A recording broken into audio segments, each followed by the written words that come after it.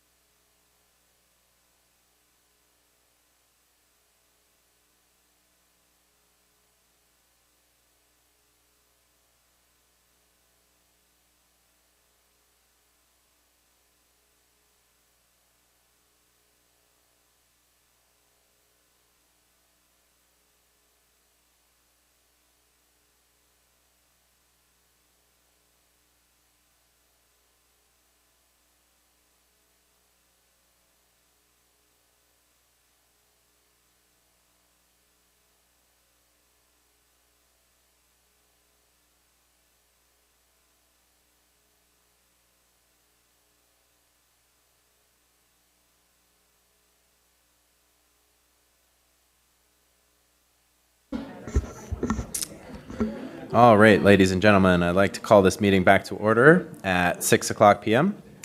and announce that the board met in closed session and no action was taken. All right, good evening and welcome to the Elk Grove Unified School District board meeting. Live streaming of full in-person board meetings is available to the public by using the link located on the district's website. Today's meeting is being video recorded and will be available on the district's YouTube channel. We encourage you to attend the meetings and share your feedback with the board. Your active participation is valued and contributes to the decision-making process.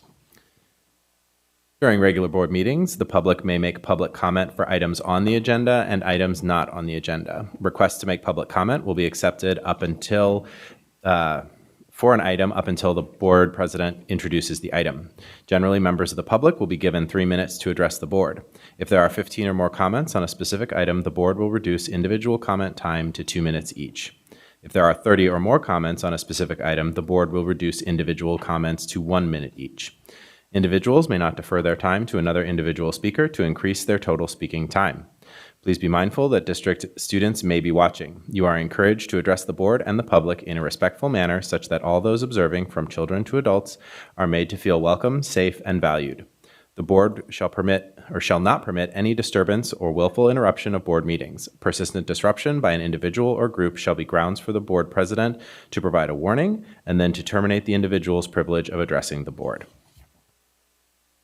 All right, our land acknowledgement. Ms. Chin. Thank you. We acknowledge that the Elk Grove Unified School District administrative facilities and schools occupy the unceded territory of the Miwok, the original people of the skies, land, and waters where we work and learn.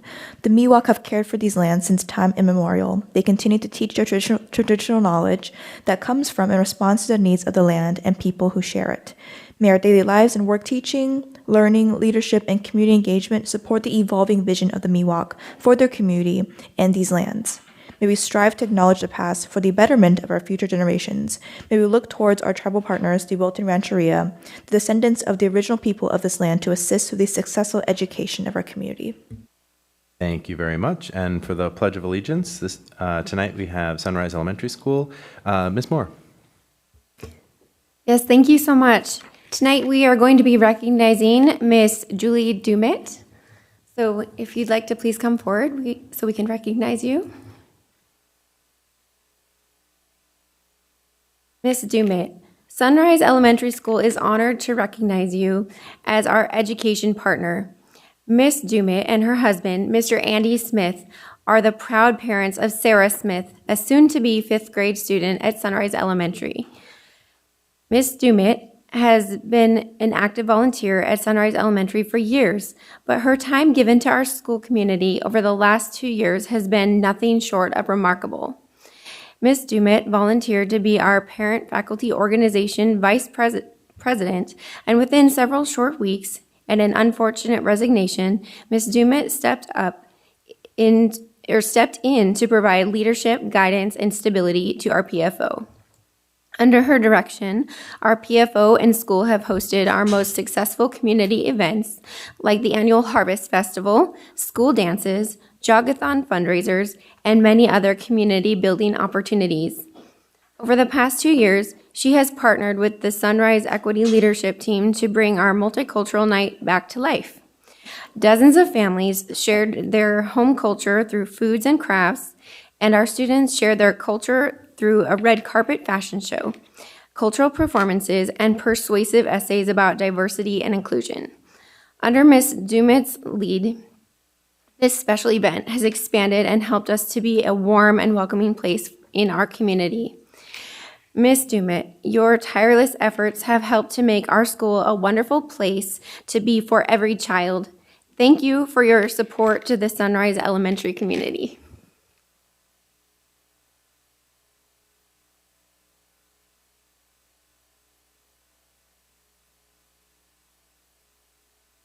Pledge. I pledge allegiance to the flag of the United States of America and to the republic for which it stands, one nation, under God, indivisible, with liberty and justice for all.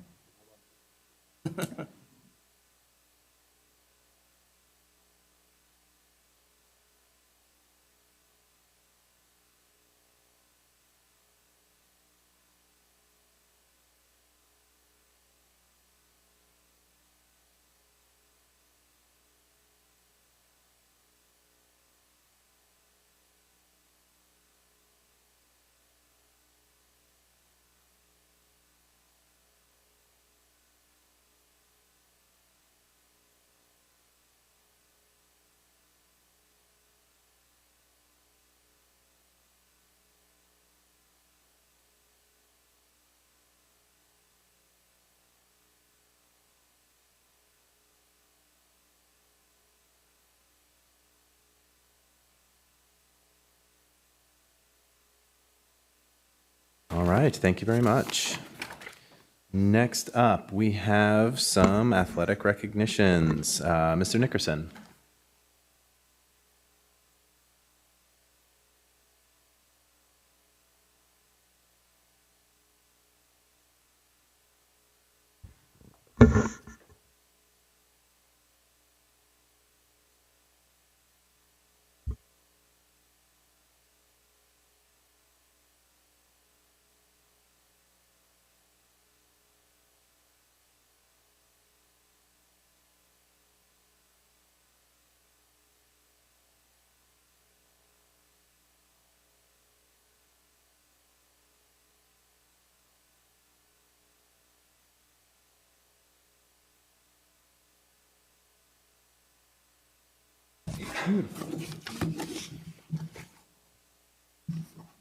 Good evening.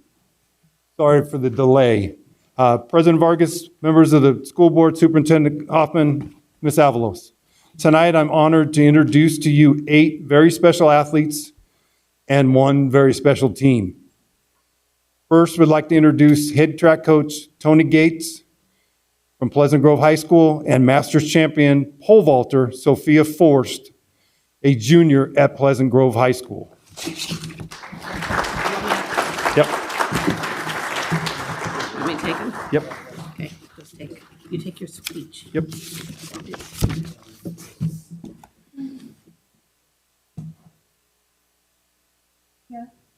Sophia won with a vault of 12 foot 6 inches. With this vault, she also broke the Pleasant Grove High School pole vault record. Sophia also placed 3rd at the pole vault at the state meet.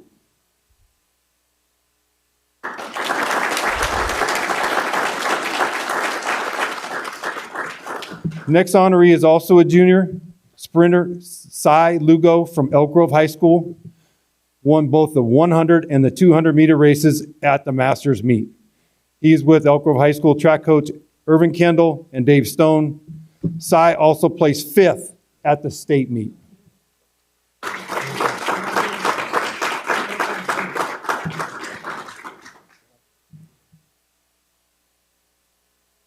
Next, we have 6 athletes from Consumnes Oaks High School. Sophomore Jordan Mabongo and junior Devin Stefan from Consumnes Oaks, who are unified 100-meter Masters champions.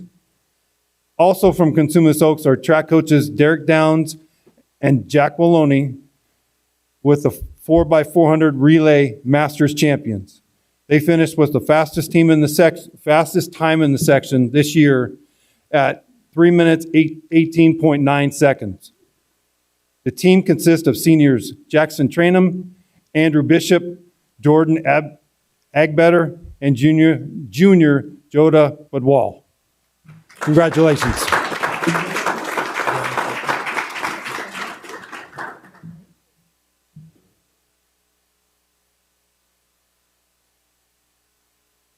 Yes. Sure.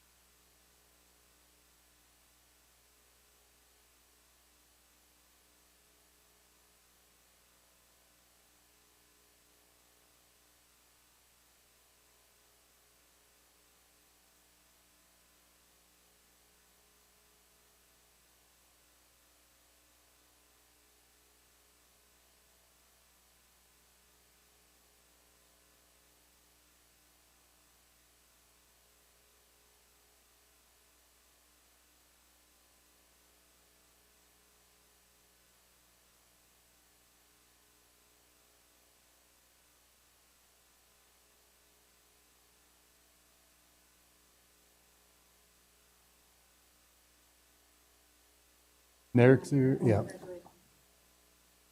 Thank you.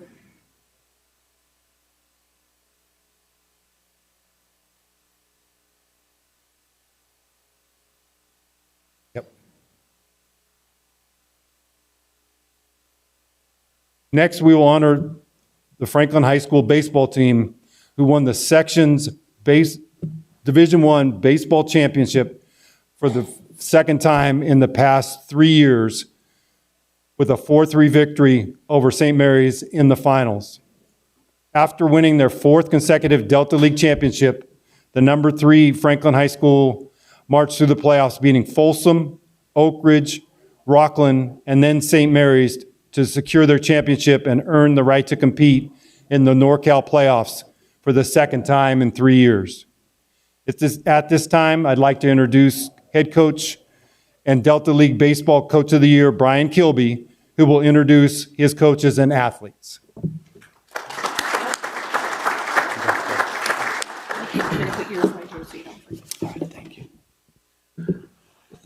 Thank you very much, Dave. Appreciate it. I don't have all my players here tonight. I got some on vacation, some playing baseball across the country, and some working.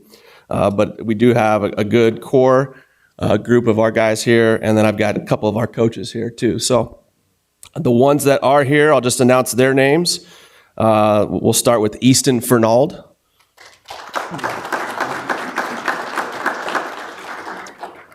Andrew Flores. Noah Flores. Nolan Manawis. Royal McKinney. Chance Moore. Kyle Timmons. Dylan Wood. A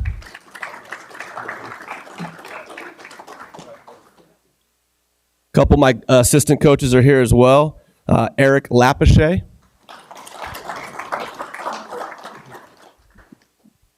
And it's been kind of cool. The last 3 years, I've had an opportunity to coach with my dad, who retired as the executive vice president of the California Chamber of Commerce a couple years ago. And so I get a chance to coach with him, so that's pretty neat. So my dad, Dave Kilby.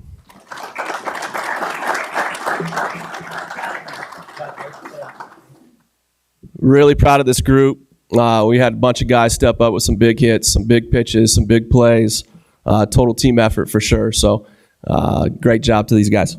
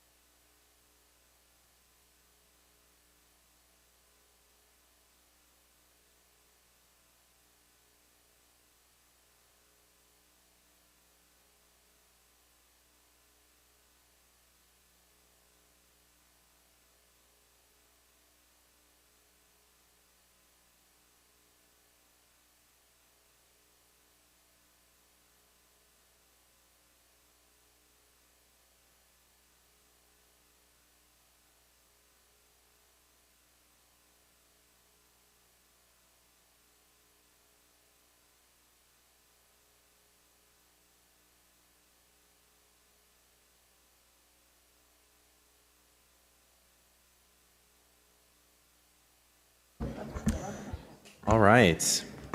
Next up, we have two resolutions tonight, starting with our Juneteenth Independence Day resolution. Dr. Collier.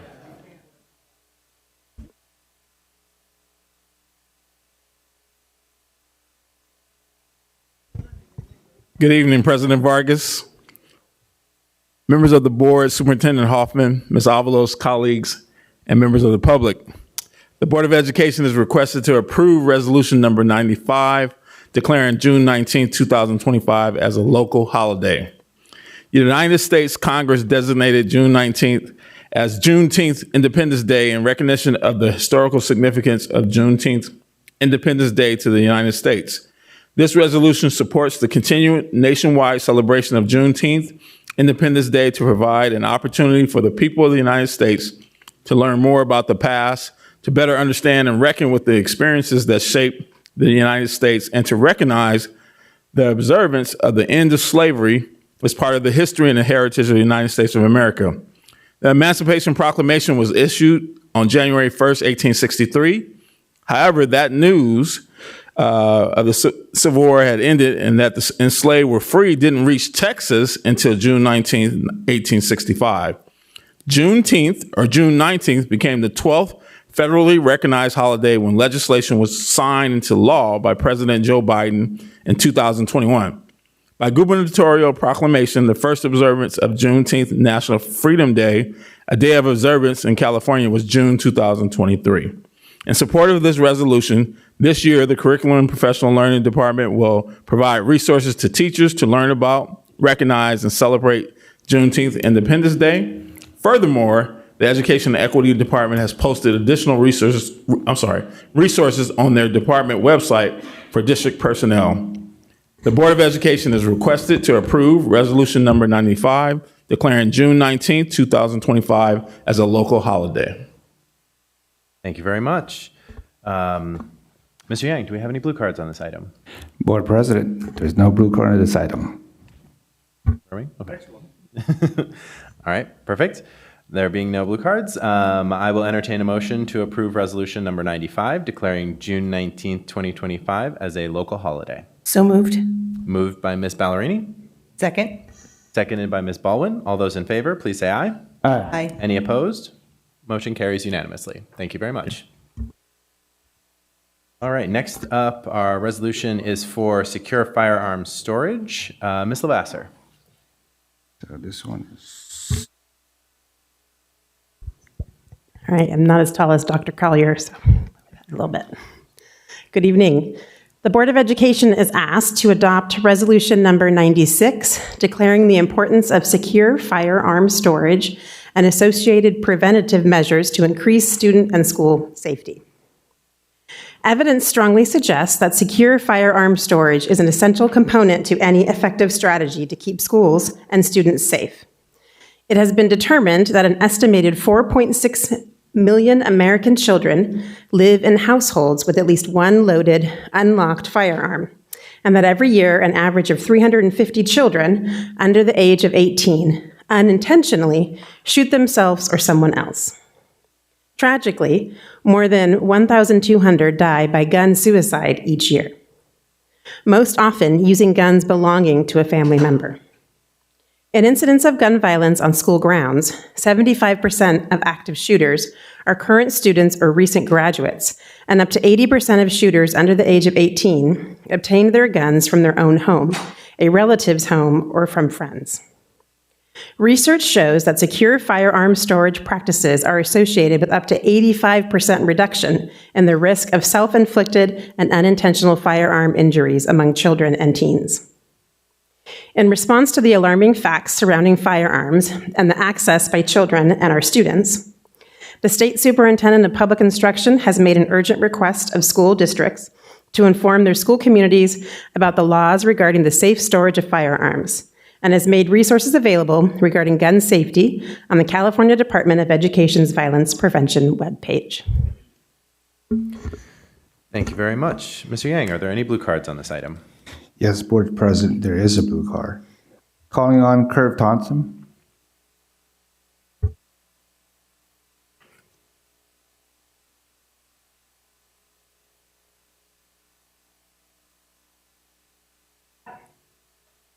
I have always believed guns are just a tool, just like a hammer. A hammer in the right hands can build you a house. A hammer in the wrong hands, well, we've all seen movies. And very similarly, the hammers at my house are stored away, and my kids are not allowed to touch them without myself or my wife present until we feel they are mature enough to know when and how to use these tools. So finally, I get to come to the school board meeting and say, I like this thing that you guys are doing. As someone who grew up around guns from an early age, I went through a hunter safety course at the age of 12, which legally allowed me to walk around the woods freely with a loaded weapon, as long as I had my hunter's license on me. I am a huge proponent of firearm safety and encouraging families to keep their guns out of the hands of people who don't know how to properly use them. Not just kids, anybody. However, while I'm glad you're promoting basic firearm safety, I don't think this goes far enough. This resolution rightly points out the deaths of children unintentionally shot and those who committed suicide as reasons to lock up your guns at home, rightfully so. Every one of those deaths is a tragedy and there should be something done to prevent them. This resolution fails to mention how multiple studies, many of which conducted using CDC data, suggest anywhere from 60,000 to 2.5 million cases of defensive gun use per year, which possibly save a life. And therefore, while I'm in favor of this resolution, future iterations of it should include some encouragement for responsible gun owners to teach their kids the proper maintenance and use of firearms, as well as the extreme responsibility of owning, carrying, and operating firearms once they believe their children are mature enough to know when and how these tools are to be used. There are several places in the Sacramento area, usually gun ranges, that offer firearm safety courses, which could be reached out to and potentially worked with to help parents educate their children on the importance of firearm safety. In conclusion, we shouldn't only be focusing on instilling fear of guns into students. I would say a healthy respect for firearms would be a better approach. And since most of you have no problem with that approach when it comes to the topic of sex and sexuality onto our students without the approval of parents, I'd imagine you to be just as excited to encourage our students to exercise their rights and responsibilities of owning and operating firearms under the Second Amendment. I hope you will all consider taking my advice on this resolution when it comes up again next year. But in the meantime, this resolution is fine, and I fully support it. Thank you. That ends the blue card on this item, Board President. Thank you very much. I will entertain a motion to approve Resolution Number 96, declaring the importance of secure firearm storage and associated preventative measures to increase student and school safety. So moved. Second. Moved by Ms. Albiani, seconded by Mr. Yang. Is there any discussion? Okay. All those in favor, please say aye. Aye. Any opposed? Motion carries. Thank you very much. Thank you. All right. Request for student return from expulsion. I will entertain a motion to approve the recommendations for students seeking readmission to Elk Grove Unified School District from expulsion. So moved. Moved by Ms. Ballerini, Second. seconded by Ms. Moore. All those in favor, please say aye. Aye. Opposed? Motion carries unanimously. Public comment. Mr. Yang, are there any blue cards for items not on the agenda? Yes, Board President, we got a few. Calling on Tijiana.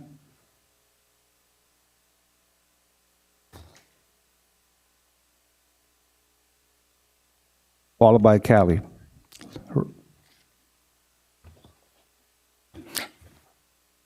To the right.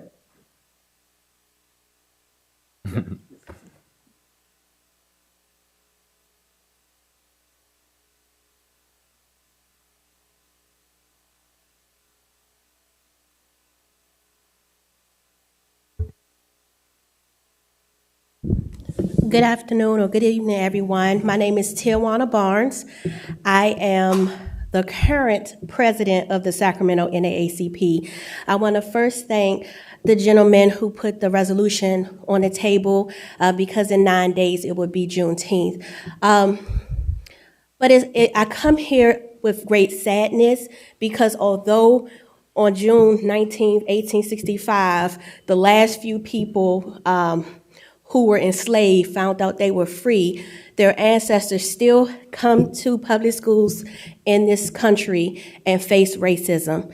Now, earlier this year, after there was a derogatory learning material provided to our students, We wrote a letter asking for a public apology. We wanted to know what type of actions would happen with the educator. We wanted to know what the school district is going to continue to do, especially under these executive orders to remove equity in the school districts. What are you going to do to ensure our students don't face this in your school district? And what I'm learning is that it's not just your students. There are staff members who feel discouraged in your schools based on their race. There are also teachers that feel discouraged. I had some lined up to speak today, but 2 students, but they were very concerned of the retaliation within their school if they spoke out on how they're being treated. And so I come to you, and I'm looking at my time because I'm very respectful of time. I'm very qualified to speak in front of this board. Just a little bit, I'm going to tell you because you will see a lot of me over the 2025-2026 school year. I did hold dual certifications in special education and general education, taught in DC public schools and Baltimore City public schools, and recently completed my employment representing children in foster care in Sacramento County. So children will be my priority over my administration. The treatment of Black and brown students within Elk Grove, because it's a constant thing. We keep getting phone calls about how our children are being treated within the school district. So I do not want this school board to not acknowledge that there is hostility within your school district. And when you're doing your training for the next school year, please enforce to your staff, no matter which part of Elk Grove they live in, that you cannot treat students unfairly, even if you look like them, and that you will be reprimanded. We do have people next year that will be coming to your school board meetings reporting out, so I can know exactly how you're addressing my concerns. Thank you again. Thank you. Next, calling on Callie, followed by Nate Smith. Hello, everyone. My name is Callie Lloyd, and I'm an incoming senior at Valley High School in the Elk Grove Unified School District. I am also a youth advocate with the Village Advocates of Sacramento. At my school, I serve as the senior class vice president and the diversity commissioner. Now, I would like to share some of my concerns about racial discrimination in the school district and my own experiences with you all here today. Last year, I was on my school's varsity volleyball team. Me and another girl were the only black girls on the team, the rest being Asian, along with my coach. Later on this season, with only 4 games left, I got a text from my coach saying that I would be benched from my unsportsmanlike behavior. With receiving this message, I was confused. I have never been the type of athlete to be unsportsmanlike. In fact, on my cheer team, I am known for always helping my teammates and uplifting others. There was also a verbal conflict with me and another teammate at a game where the teammate told my coach about the situation and lied and said I cussed her out, which was untrue. Instead of asking me about the situation or even hearing my side of the story, my coach decided that she was going to remove me from the team. The next day, my coach called for a meeting where she allowed my teammates to speak about concerns they specifically had about me. During that meeting, my teammates said that I was too passionate, intimidating, and unapproachable because I always spoke my mind, following along with many other hurtful things I have never heard prior. When my teammates were saying these things, my coach did and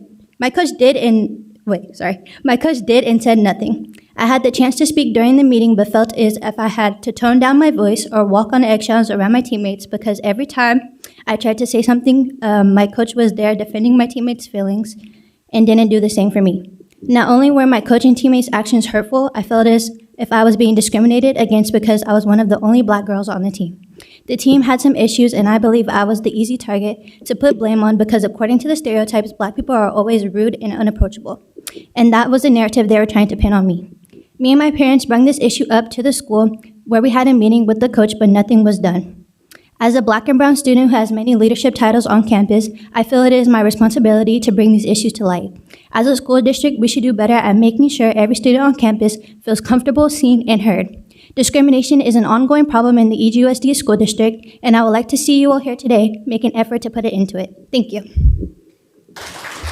Thank you. Calling on Nate Smith. Good evening, board members. I just wanted to take the opportunity and commend the board, Director Regali and her staff on quickly addressing the comment I had on a previous meeting to put the definition of the levels on their website. That was quickly addressed, so I appreciate it. Thank you. Thank you. And Board President, that ends the blue card on this item. Thank you very much. And thank you to the public for these comments. Appropriate district staff will follow up with concerns presented during public comment. All right, next up is consent agenda. Mr. Yang, are there any blue cards on the consent agenda? Board President, there's no blue card on this item. Very well, then I will entertain a motion to approve items 1 through 33 on the consent agenda. So move. Moved by Mr. Yang, seconded by Ms. Albiani. All those in favor, please say aye. Aye. Any opposed? Motion carries unanimously. All right, bargaining units. Are there any bargaining units who wish to address the board at this time? All right, seeing none, we will keep moving. We have a couple reports tonight, starting with Special Education Services. Ms. Regali.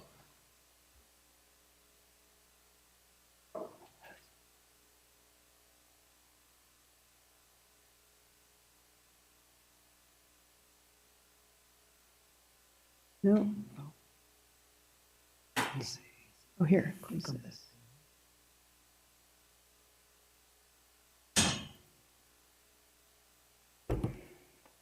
Thanks.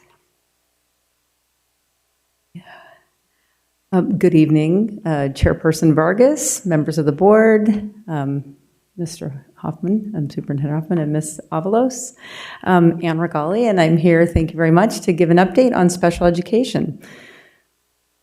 As you recall, last year we added the word services. So special education is a service and not a place. Our work in special ed aligns with a district learning vision focusing on the 4 identified strategic goals, specifically targeting the needs of students with disabilities. Our mission is to provide an appropriate, high-quality service in the least restrictive environment to all students with disabilities. This evening I'll be sharing some program highlights, a little bit on retention and recruitment, and school and community events. California's SB 692 affirms that all students, including those with disabilities, are general education students first and should be educated with their peers unless an IEP states otherwise. Another assembly bill I'd like to draw your attention to, I discussed this a little bit last year, the alternate pathway diploma. A student is required to take the alternate assessment in grade 11, and then the student is required to complete state standards aligned coursework, meeting the California statewide minimum coursework requirements. The first eligible grade or students will be seniors in the coming year. A little bit on student data. You can see here at the bottom, far right corner, 10,506 students being served this school year. And of those students, 70% are in the gen ed setting. And along the left, you can see the service model. We have 2,216 students who receive speech, a number of students who are served in level 1, learning center, resource, and then we have students who are in self-contained programs or non-public schools. Those are levels 2, 3, and 4. This year we have something we're working with, an environmental independence review to prioritize long and short-term independence. It's a documented assessment process so we can collect data to better serve, and students will determine what, if any, unique circumstance educational supports are needed, and development of a FADE plan if warranted. Special education programming, we serve students in preschool through adult transition. We have our levels programs. We have our therapeutic program for students with emotional disability or other health impairment or would generally benefit, and IEP teams deem they'd benefit from the academic behavior and social supports, also known as ABS. We have a number of students in non-public school placement. I've linked here our program descriptions, and as was mentioned. Thank you for the shout out. We added that to our website, so you can link it and look at those there and take a deeper dive if you'd like. A little bit about our preschool assessment, a 2-year data comparison. You'll see we have a 29% increase of students that have been assessed from 782 this, or 581 last year to 782 this year. Let me see here. Go back here. Oh. Okay. Sorry about that. I skipped through. Let's see. There we go. Okay. I wanted to share a little bit about where these students come from. So Head Start, parents, our partners, Alta Regional, our County Office of Education. And then share a few successes. Increase access to general education. You can see that number's increased up to 72% of our pre-K students learn alongside students and neurotypical peers. We have increased our collaboration with Alta Regional Center. The Alta Regional Center developed a education position so that we can collaborate specifically on the educational needs of students. And then our collaboration, we're always collaborating with the County Office of Ed as they serve our students 0 to 3. We have ongoing weekly meetings, parent trainings. We've continued to qualify and have received the Inclusive Early Education Expansion Program, also known as the EAP grant. And then we're exploring options to expand the preschool assessment center. We have one.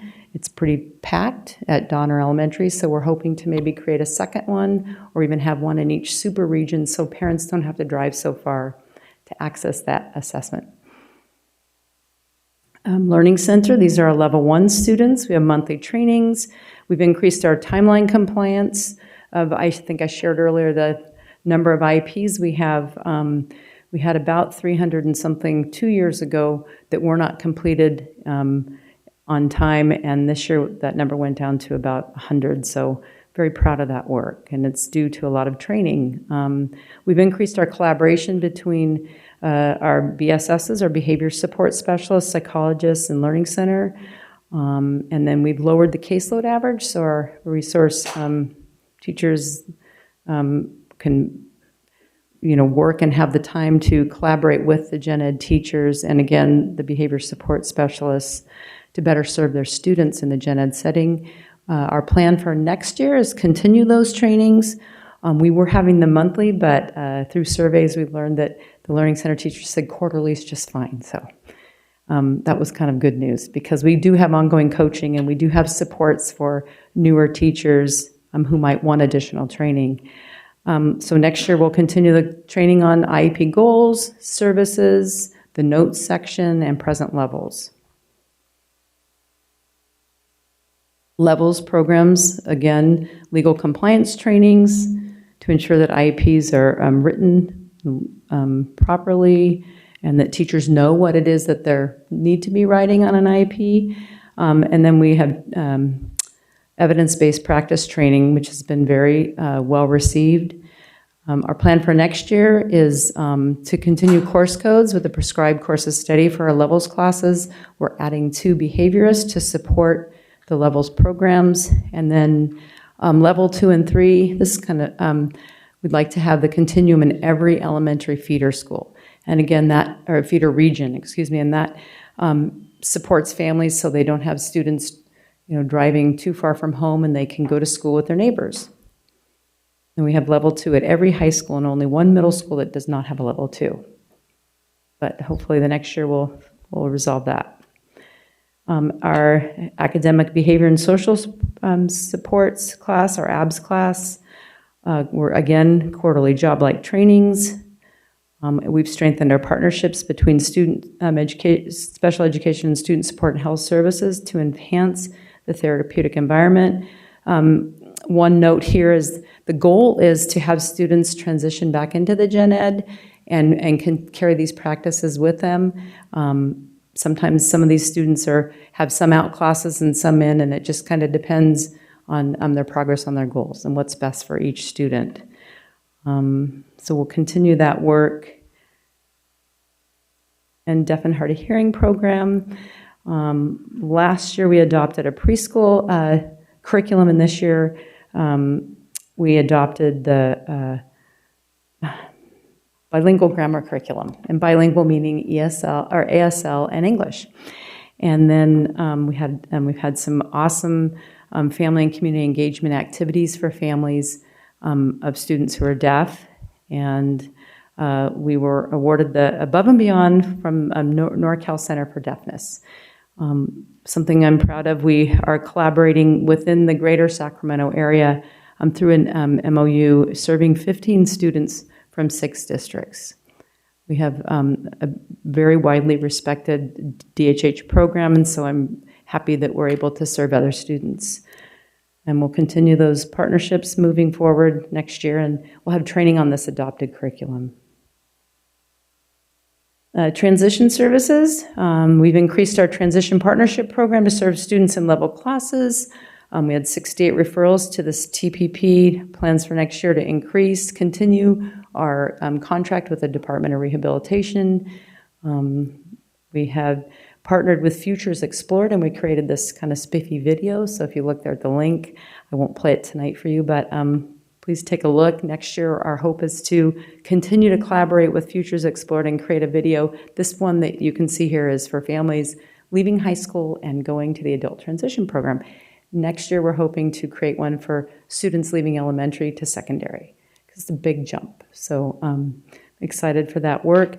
We increased the number of students participating in paid work experiences, 164. Actually, as of today, it's 183. So that increased by 19. So since this went to print, we've increased the number, and we hope to continue to increase the number of opportunities for our students to participate in work in the community. We did comply with Senate Bill 531, and I'm sure you're all very familiar with it. Senate Bill 531 mandated that our employers were fingerprinted. Previously, we could get, some local businesses to employ our kids, and obviously it's for student safety, so it's in everyone's, interest that we have them fingerprinted. So we're hoping to continue to grow our community partners to provide more opportunities for our students. Coordinated early intervening services. Last year, I think I shared that our district was found significantly disproportionate for over-identifying students who are African American as having the eligibility of emotional disability. We've done a lot of work in order to turn the tide. We've partnered with Curriculum and Professional Learning, and we have 2 coordinators, Patty Tong and Aaron Bishop, who have created action items and worked closely with us. Again, our goal is early intervening services to address students before they're identified. What can we do so that we aren't, we're again turning the tide? We're working on a multi-tiered system of support, MTSS framework training. As of this year, we have almost all of our certificated staff trained, and about 82% of all staff. We'll continue that work. We are training sites on the student study team. What's happening in those meetings when students are not making progress, and they're headed in a direction of where they're going to be assessed. So we are, again, training sites on that work, and we're hoping to finish that this year. Let's see here. In 2024, Tier 1 and Tier 2 small group instruction training was provided to TK1 teachers during release days. Participation rates for each grade is found in the table here. And next year, our plan is to include additional training for the teachers, and then second grade teachers will also be included. And similar to the elementary SST process, coordinators worked with small groups of secondary representatives to create forms and processes that will help provide a standardized approach to SST meetings across secondary sites throughout the district while still allowing some room for personalization. And we are excited, and you'll see in the third box there, the third row, we're excited to embark on a new project with the goal of increasing high-quality instruction in gen ed environments without an IEP, with or without, in a co-teaching model.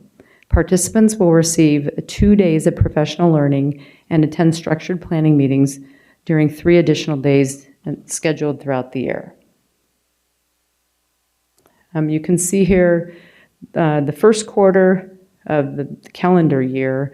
Last year, of the percentage of all plans, assessments for students were 3, and of the students in the targeted population, 2. So 66% of those students were in the targeted population. And this year, the same time frame, January to March, of all the plans, there were 14 students, only 4 were in the targeted population. Here's a little bit of our dashboard data. You can see our ELA and math scores. We've increased 1%, 1%. Hopefully with the MTSS work and again the co-teaching, we anticipate an increase in our language arts and math for our CASP scores for students with disabilities. For A to G completion, that's 14% this year of students who are seniors. So about of the students identified in level 1 or as having a disability, that's 1,600 of those 10,000 students. So we hope to see that number increase as well, because it does have implications if you have A to G completion.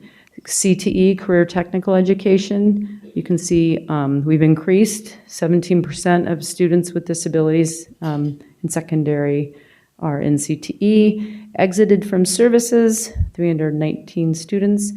So it's increasing. Of course, so are the number of students with IPs. But suspensions decreased, and we hope again with PBIS and our MTSS and our training of teachers, that number will continue to decrease. Some exciting celebrations, some pictures here. I can't thank you enough, each one of you, for your participation when you all show up. It really means a lot to the staff and the families to know that the school board is supporting this work. So here's some pictures. There we have Amrit Singh participating. And then we have the Baker Prom and the anniversary. That was quite a celebration. It was a lot of fun to see the teachers showcasing their work and their students' work. We participated in the County Office of Ed Inclusion Academy, a number of principals, vice principals, special ed, gen ed, in 3 full days, training days.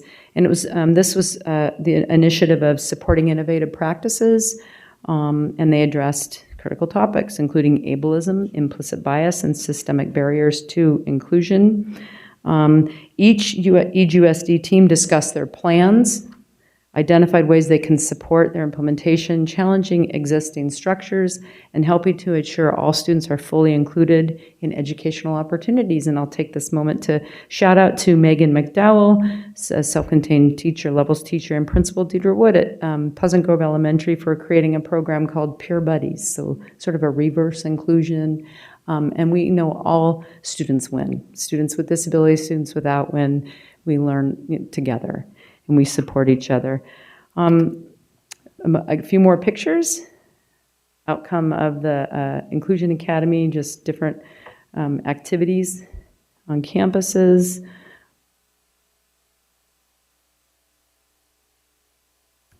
And here we have the Riley Grace Foundation, Unified Track and Field. Not sure if we're playing this video, it's a couple minutes long, but I think actually it's going to take on the next slide, so I'll.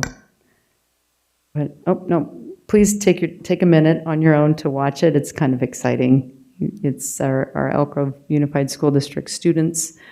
And here we have the Unified Basketball. I know a number of you have had an opportunity to watch those games. Pretty exciting.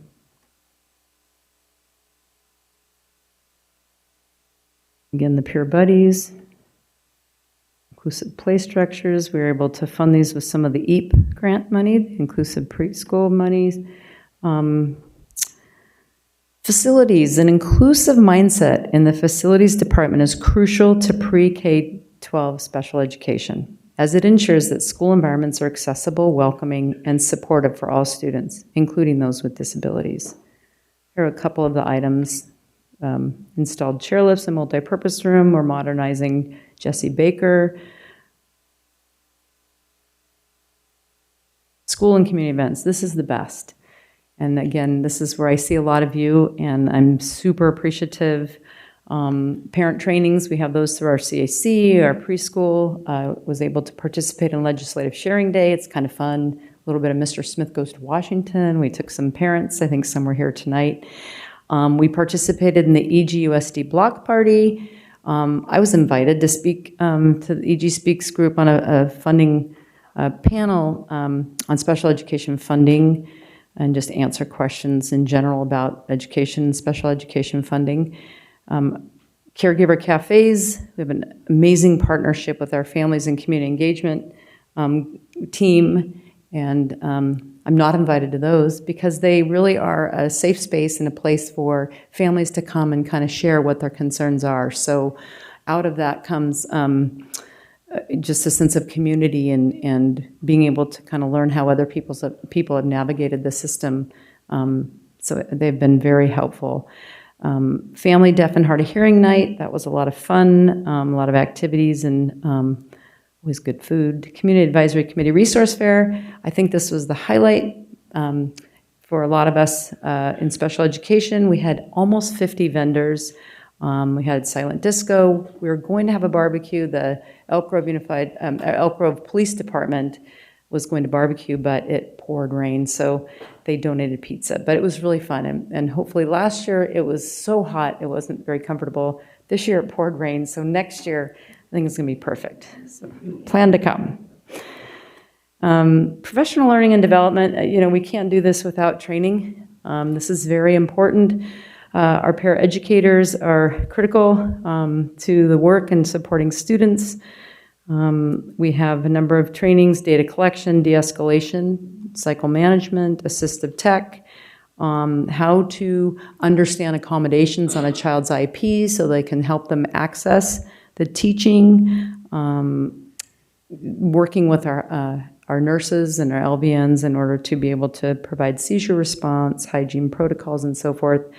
We also provide professional development and coaching, Saturday workshops, and just try to partner with human resources to expand any learning we can for our paraeducators. I'm an opportunist. Anytime we find someone who might be qualified to join our REACH residency program or become a teacher, we are recruiting, because that's where we find a lot of our related service providers and teachers from our paraeducator staff. So I'm very appreciative of how the work we have done there. Certificated staff, our professional learning and development, we have an induction program, new teacher orientation. Again, we have trainings and drop-in hours. We have bi-weekly online. Teachers can Zoom, log in if they have questions. Then we have CPI training, and then coaching. We provide coaches for all new teachers, and we provide release time for secondary teachers to observe classroom instruction, and that is a typo, but in the gen ed setting. Then again, we have multiple strategies for academics and transition training, MSAT. And MSAT is an initiative option designed to provide the support necessary to meet the academic, social, emotional, and behavioral needs of students with disabilities in that least restrictive environment. And pre-service, I'm very, very excited about this. If you look at bullet number 2, universal access, widening doors for learning. This is for all secondary and elementary teachers, and we are going to focus on the universal access domain. So this is for all teachers, how to meet students where they are and connect, and then adapt and adjust the instruction so that they can all reach the learning target of any given lesson. I'm also very excited to partner with CJ and restorative practices for our paraeducators. That's coming up in the new year. And then again, the co-teaching initiative is very exciting. We've expanded it to 9 secondary sites. So it's exciting work. Retention and recruitment. We participated in certificated and classified job fairs. Again, any residency grants, and then professional development. REACH. Quiz here, what does REACH stand for? Retaining educators through assistance, collaboration, and hiring. We're wrapping up the 5th cohort. We had 18. We had 18 energetic and fantastic special ed teachers. It's super exciting. And then we have, moving forward for our next cohort, 22 candidates. And they will earn a mild mod credential, an extensive needs credential, and a master's degree. And then we have a partnership with our County Office of Ed, a SCOE intern partnership. And we have 6 interns planning to participate. That's it. Thank you very much for your time. Appreciate it. Thank you. Mr. Yang, do we have any blue cards on this item? Board Presidents, yes, we do have some blue cards on this item. Calling Dustin Noble, followed by Melissa Bitcoin.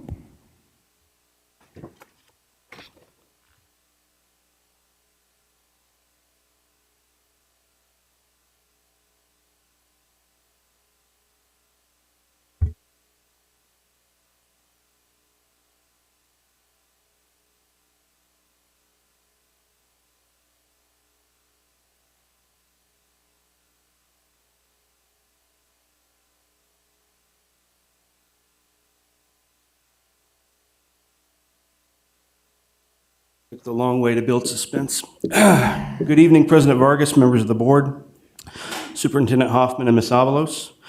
I want to thank the Special Education Department for meeting with EG Speaks and allowing us to continue to collaborate and give feedback, and we appreciate that opportunity. There are some lingering concerns and questions that we have that are in line with continuing to keep this district accountable. You will find that on slide 7 of the presentation, it is noted that 70% of students are in a gen ed setting, which is great. However, we are informed later in the presentation that 14% of graduating students are receiving A through G credit. Why is there such a huge gap there? This also seems to show little to no growth in 2 years to increase the amount of IEP students receiving A through G credits so they can attend a 4-year college. Colleges and universities are accommodating disabilities and supporting students through admission and completion of college degrees. No growth in 2 years is highly concerning. How is the district going to increase opportunities for our disabled students to transfer to a 4-year college? We would like to see more initiatives here by the district. Second, with reference to our Black youth in EGSD, the ABSS program is referenced in the presentation. How can we find out the racial demographics of this program? I know the district has been fined in the past for disproportionate identification of Black students as emotionally disabled, as mentioned. The number has gone down, which looks and sounds great. However, are the students who are not being identified as such getting any support after that early intervention? What are the suspension numbers? Has this number gone up at all? And if so, is there an opportunity? Hopefully this number has gone down. Lastly, with regard to MTSS is being mentioned as the answer to just about everything. When will there be a parent-caregiver training on what that looks like? Are there consistent standards district-wide, or is execution of MTSS and its success site-by-site specific? How does MTSS help identified and non-identified students? These are just a handful of things to consider and maybe look into as priorities going into this school year, especially with regard to funding special education. Again, I want to thank Ann and the SPED department for their work and the presentation. Thank you.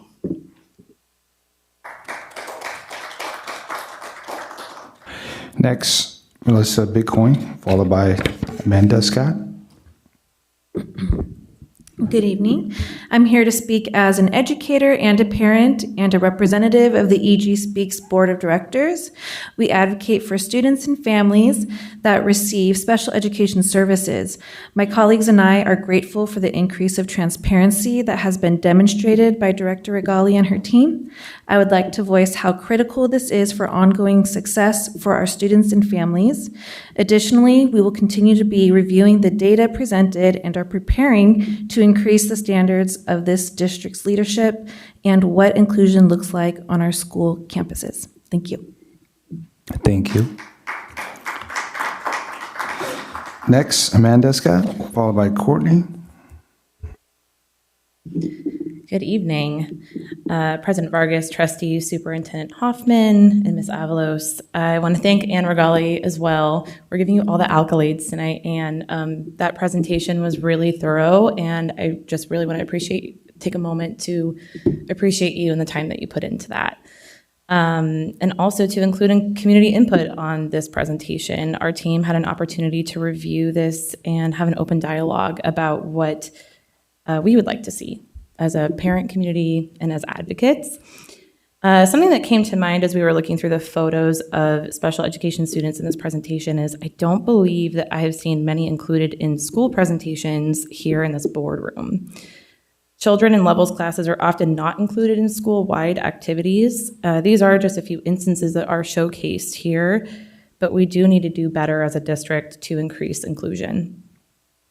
I would also like to address more high-level concerns that have been developing for our organization and our observations as we advocate for special education students that I would like you to consider in reflection of the presentation this evening.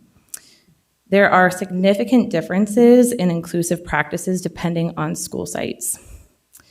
We are seeing this discrepancy, and it really needs to be addressed.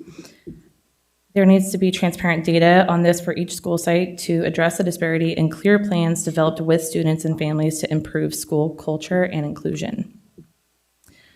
Effective behavior reinforcement is listed as a success, and we would like to know how this success is measured.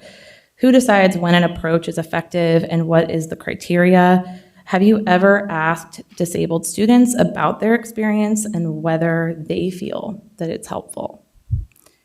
So that could be an opportunity for a survey to the community. EG Speaks would also love to offer our support in being a conduit of communication between the parent and student community and the school district. And another area that we've identified is that there's a serious lack of understanding about trauma and the ways that it can present, especially in disabled students. There are some therapeutic services that are offered. Accessing those services is often very difficult for families, and we would like to see some more focus on that and what other opportunities can be brought into special education spaces for therapeutic intervention. We also have identified that there is an inconsistent, which I see is being addressed through the professional learning that was presented this evening, but the consistency in training across, not just for paraeducators, but for administrative staff, school site staff, on what does inclusion look like and how to interact with disabled students, and that is creating safety risks. Thank you. Next, Courtney.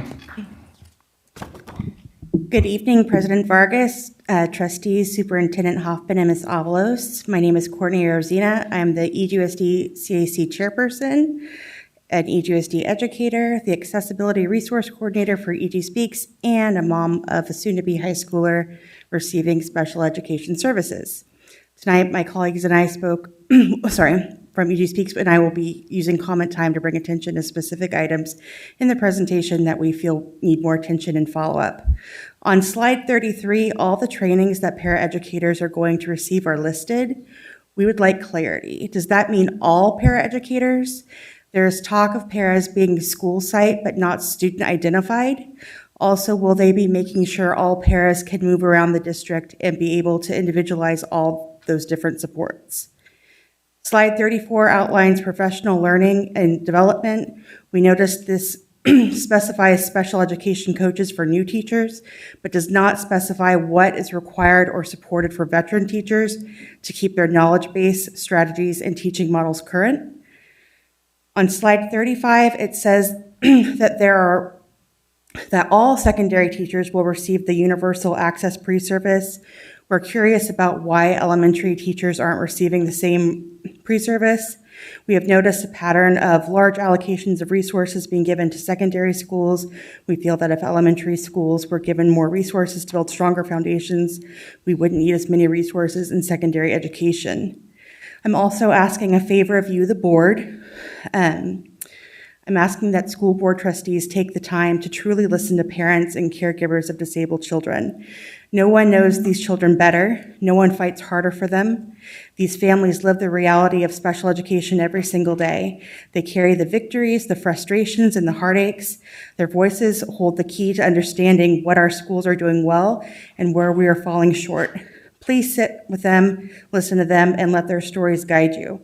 It is one of the most meaningful things you can do to build a school system that sees and supports every child. Thank you. Thank you, Board President. That ends the blue card on this item. Thank you very much. Could I do one comment real quick? Yes, please. On the on slide 35, it is all teachers. It's not just secondary. That was an error on the slide, and we'll get that corrected. So it is all teachers. Okay. Excellent. Thank you very much. And I specifically want to thank our community members for the feedback, particularly for the constructive feedback. We appreciate it when people point out things that we can fix. So yeah, we appreciate that. All right. Then we are on to board member questions. Board members, any questions or comments? And we will start with Ms. Baldwin. Anything? Yeah, I just have a question about the trainings. Is there in these trainings that are included on slide 34, are we including affirming goal setting? So, for example, students that are neurodivergent, are we ensuring that there is training around creating neurodivergent affirming goals and other goals that are relevant to our students with disabilities when developing IEPs? Great question. And specifically, I'm certain they're covered, but specifically, I think that would be something we could address in an actual training. So I appreciate that feedback. I know it's addressed generally, but thank you.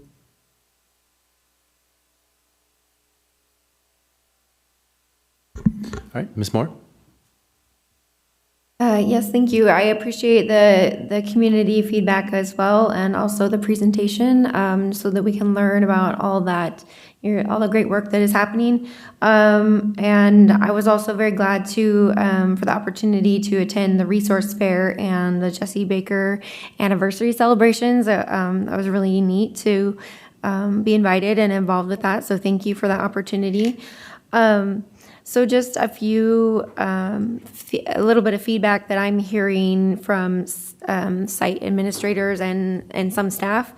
It seems that bathrooms are an issue that we may not always have the proper accommodations for our special needs students.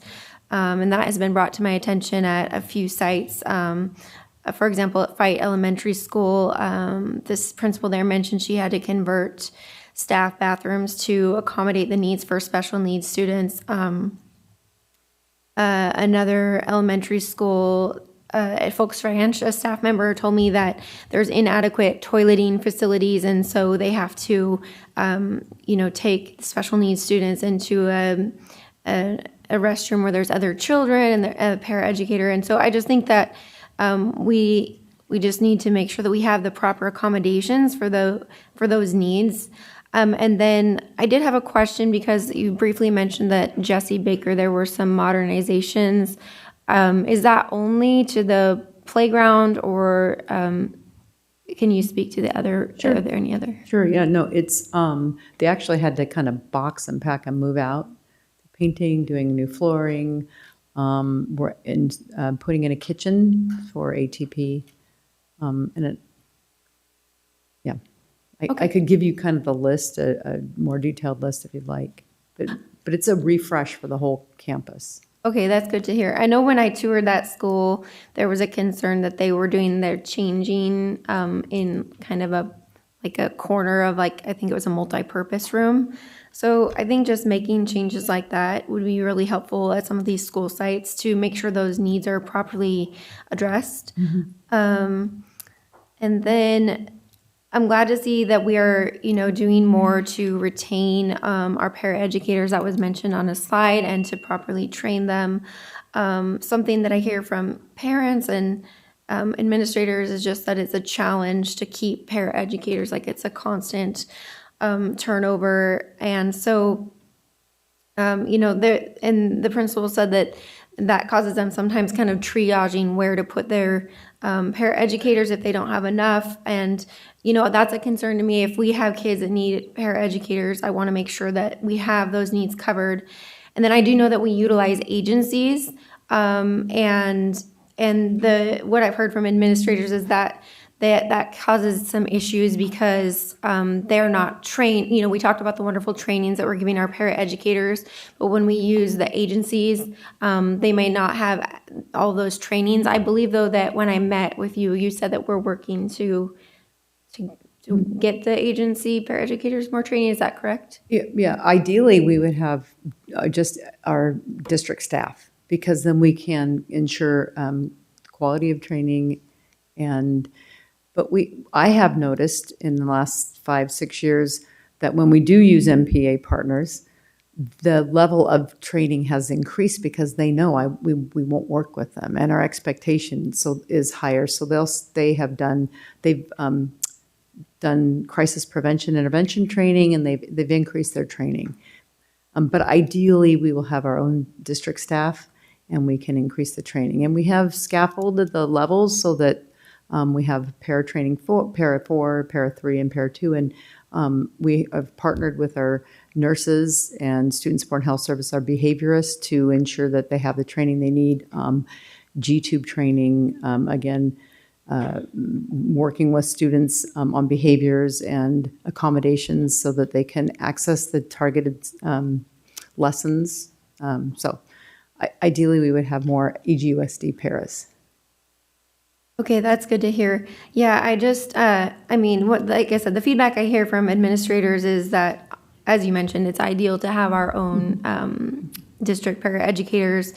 And I think the feedback I'm hearing is that the discrepancy there is the agency paraeducators are paid more, and so I feel like that's something we need to maybe look into, is how are we going to recruit and retain paraeducators, because I think that's really important. I know one parent within the last year or two at a board meeting said that their child had 7 paraeducators in 1 year, and I really think that we need to look into how we can retain the paraeducators, support them, so that they can properly support not only our students but our staff. And so that's really important to me. And then I did appreciate the comment tonight regarding the multi-tiered systems of support. I do think that we can maybe do better in general, not just with this topic, but make sure that we're actually communicating what we're doing with interventions and things like that, instead of just generally talking about the MTSS, because not everyone understands that, and I think people want to understand how we're trying to implement interventions properly. So, overall, though, I really appreciate all the work that is being done, and I was glad to learn about all that we're doing, and I really appreciate all you do. So, thank you. Thank you very much, Ms. Ballerini. I also enjoyed the fair that you had at Fikert, and also the Baker not graduation. I didn't do graduation. I was somewhere else, but at the birthday party for them. It was a wonderful night, and I learned a lot that night. Walking around the campus, it was very interesting to see the playground, and I know they're fixing that. I saw that all in the paperwork, so that's good, because I was thinking, wait, how are they even going to get on there when they're in wheelchairs? So I'm glad that's being worked on.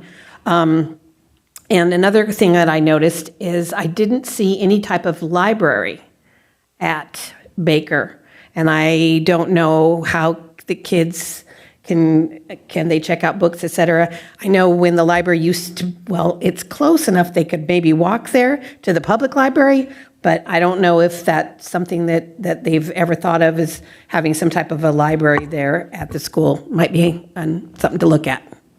Great question and comment. Thank you. Okay. Yeah. The other thing, professional learning for the paraeducators. I see it says Saturday workshops. Okay, I'm on 33, so the one right before this. I see it says Saturday workshops, but are there also nighttime workshops for the paraeducators? Because I know they don't want to take off the day off school because then there's nobody to cover for them. What type of accommodations do we have for them to be able to take the classes? Great question. So we do have the Saturday workshops, and they can timesheet for those. We also have increased the day of our paraeducators to allow for time to be able to attend trainings. So that has helped, but otherwise it would be during their workday. Okay, all right. And it would be nice if there was some way to put together, something for the beginning of the school year. Mm-hmm. I know most of them don't start their contract until the students are on campus. Mm-hmm. I don't know if there's money. I know there's no money. Okay, I know that. But maybe there's something we can work on for them to start earlier so they can get some kind of training then as well. And I'd be happy to share our paraeducator training. Oh, perfect. The Google Doc, so you can kind of see all the offerings. That'd be great. And do we put that out there for them to see all of that? Mm-hmm. Okay, perfect. Yeah. Okay, that's it. Thank you. Sure. Thank you. Thank you. Ms. Chen. No questions. Thank you for your presentation. Thank you. Mr. Yang. Yeah, good evening. Thank you for the presentation. I would like to start with the good note saying that thank you for providing more hours for the paraeducators for trainings and other things so that they will be equipped to do their job for our kids that are most vulnerable in our school district. And the co-teaching, I think is great. Thank you for highlighting that. I think that we have make definitely some improvements over the years, and our team has paid attention to the board's feedback and also the community feedback over the years. So thank you for doing that. Appreciate that.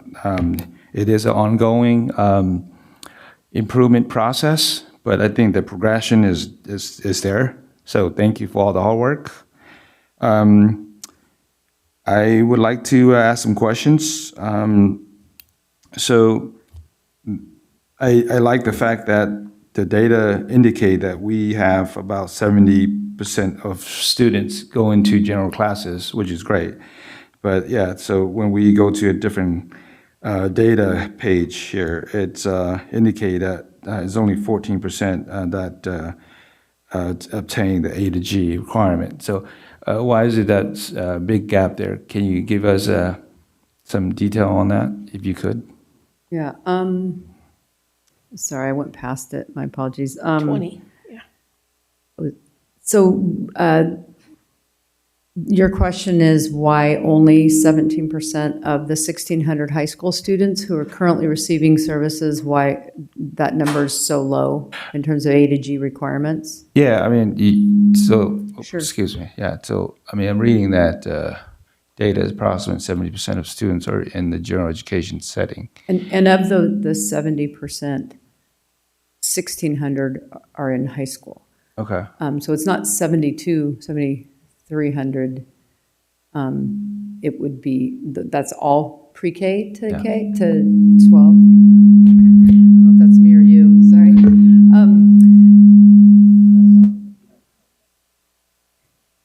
Hello? Hello. That's a great question. Why are only 17% receiving in A to G classes?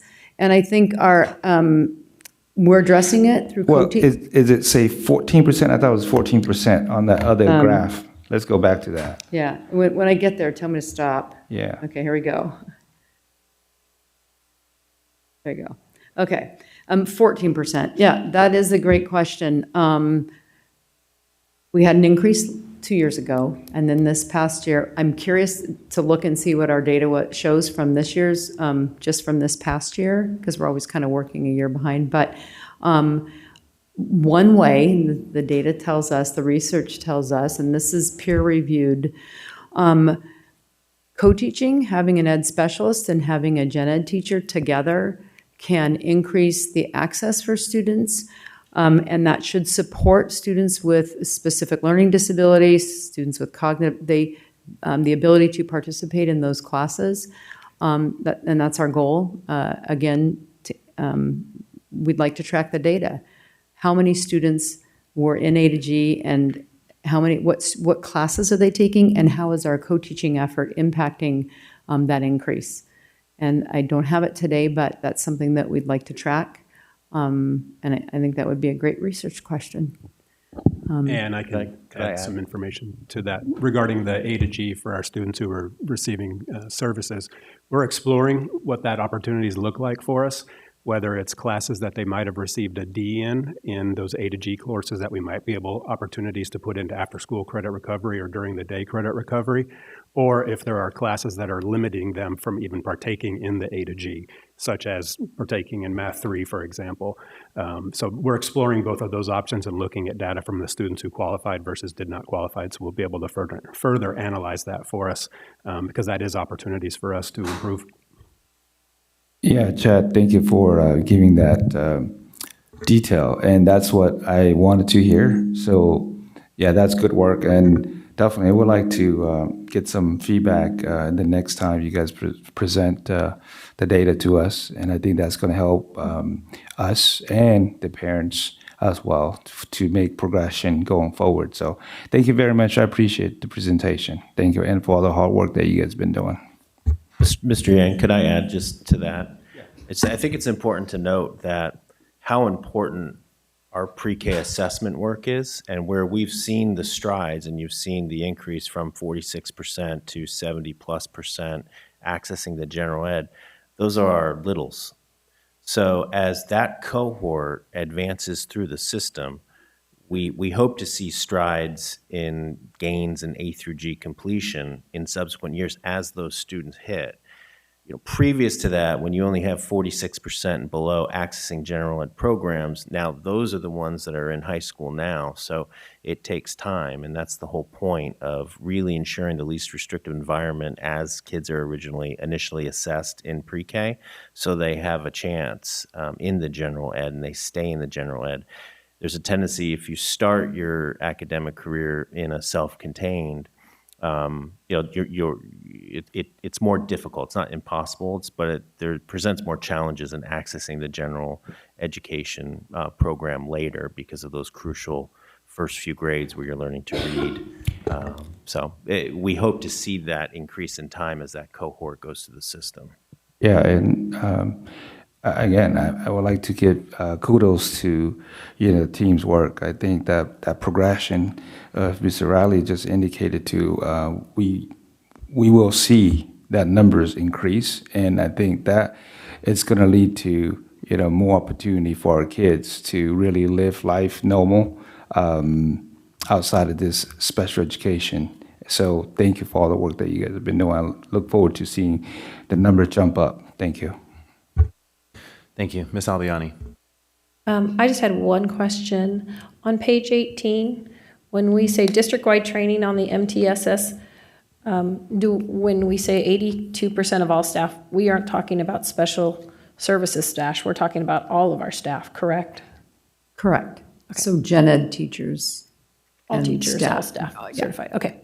That's great. Thank you. I've gotten many things answered along the way, so thank you for the presentation. Thank you. Ms. Davis.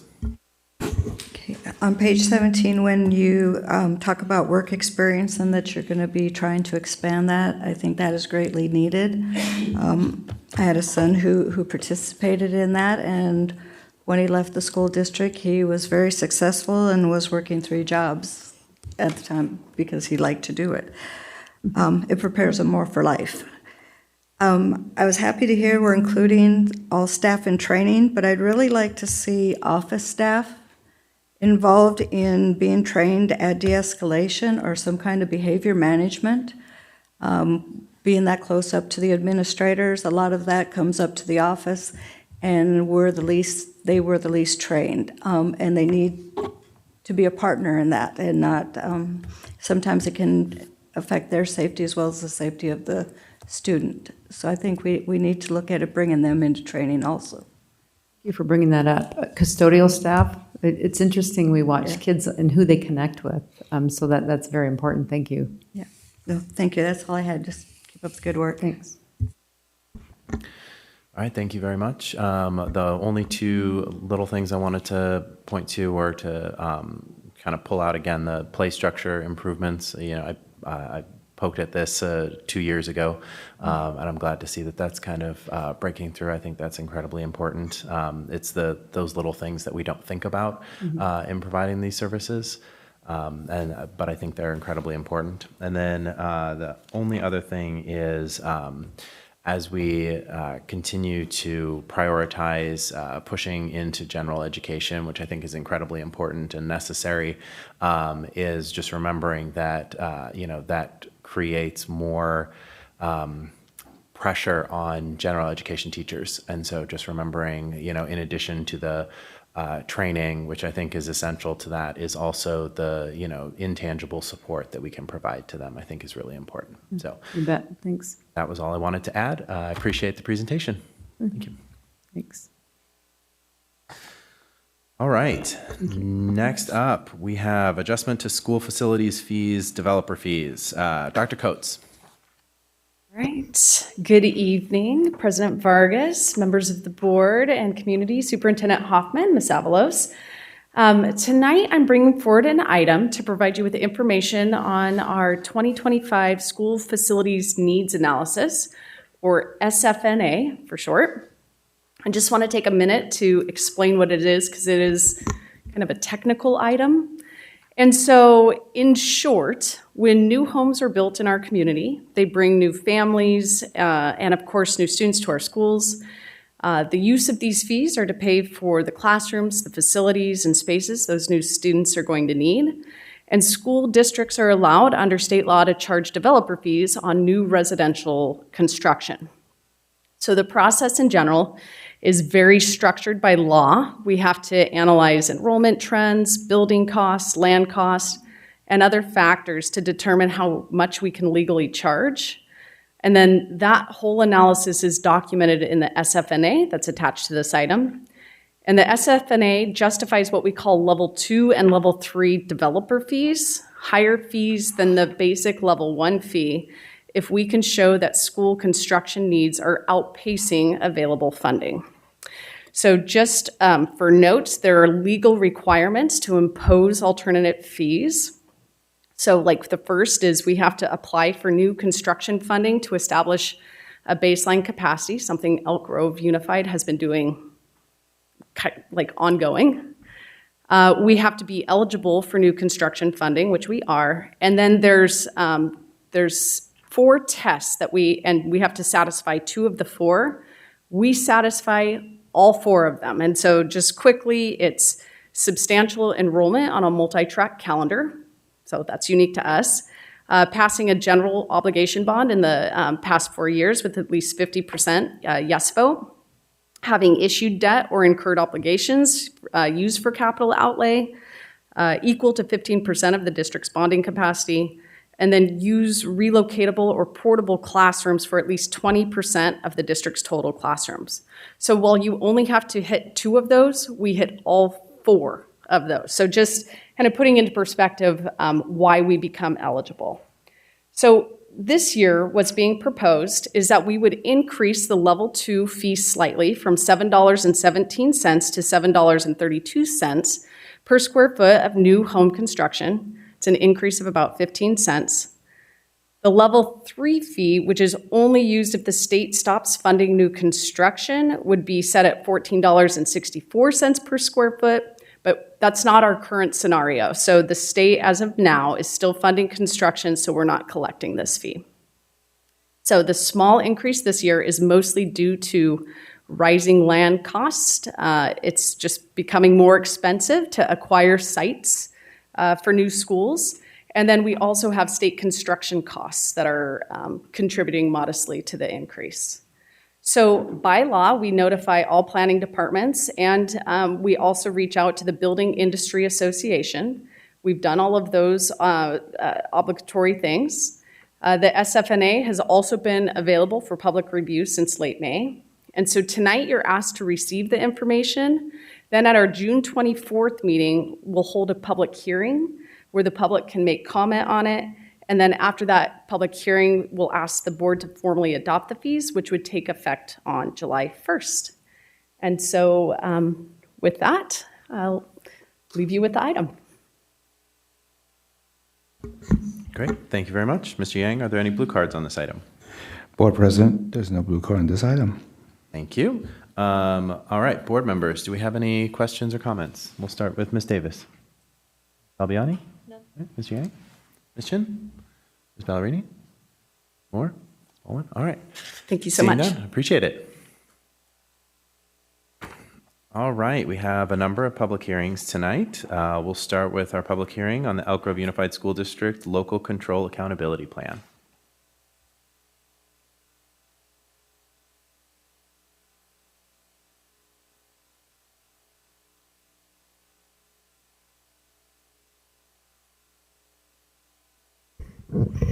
Good evening, President Vargas, members of the board, Superintendent Hoffman, and Ms. Avalos.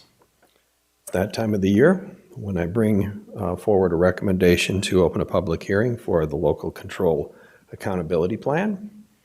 Let's provide a bit of information before we do so, just ensuring that this is in alignment with a pertinent California education code that requires a public hearing followed 2 weeks later in a regular board meeting, recommendation for approval of the plan.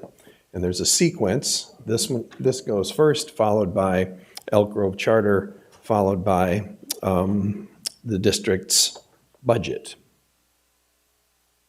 Just a bit of information on the plan itself. And this is all information that we've seen before.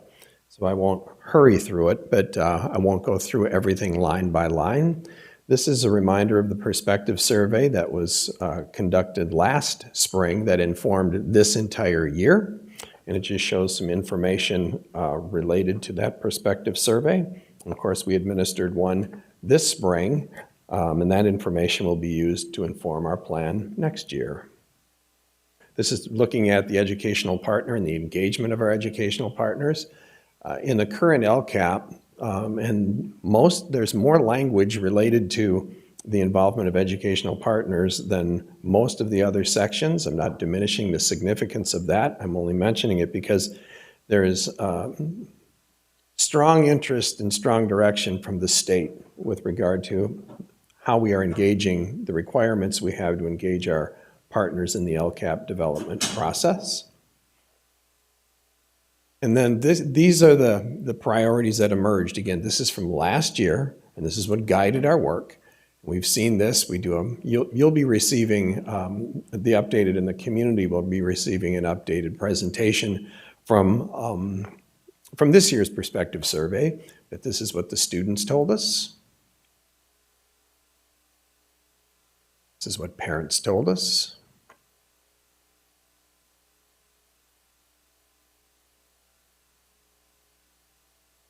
This is staff. And we've expanded it to the top 15. We used to do the top 10, but we felt like there was enough priority in the top 15. And one thing that I would mention about these is they've remained somewhat the same. Not exactly the same, but we see many of them have remained rather consistent year to year. And I've been involved with this since its origin in 2014. This is just an indication of the minimum proportionality percentage of the MPP. And it's a calculated amount as it indicates. And the thing that I want to mention is typically we don't put any numbers, and in particular financial numbers, up that may not be accurate. But these aren't accurate, and I don't want anyone to lose sleep over that. It's because there's work that is ongoing. Literally today those numbers changed, and it could be in another week those numbers will change because the hard work of our fiscal department.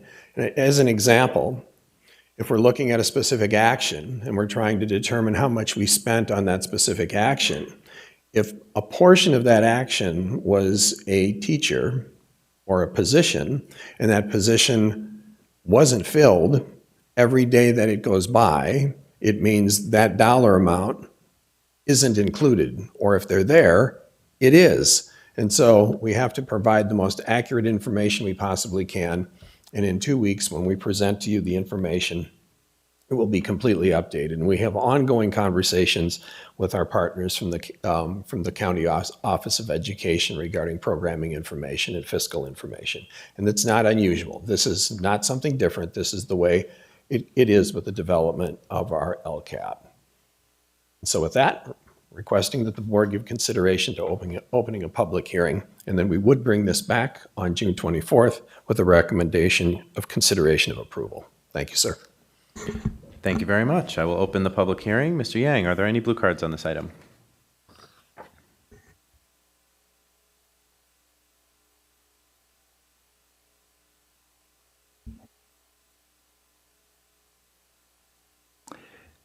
Yes, Board President, we do have one blue card on this item. Calling on Nate Smith.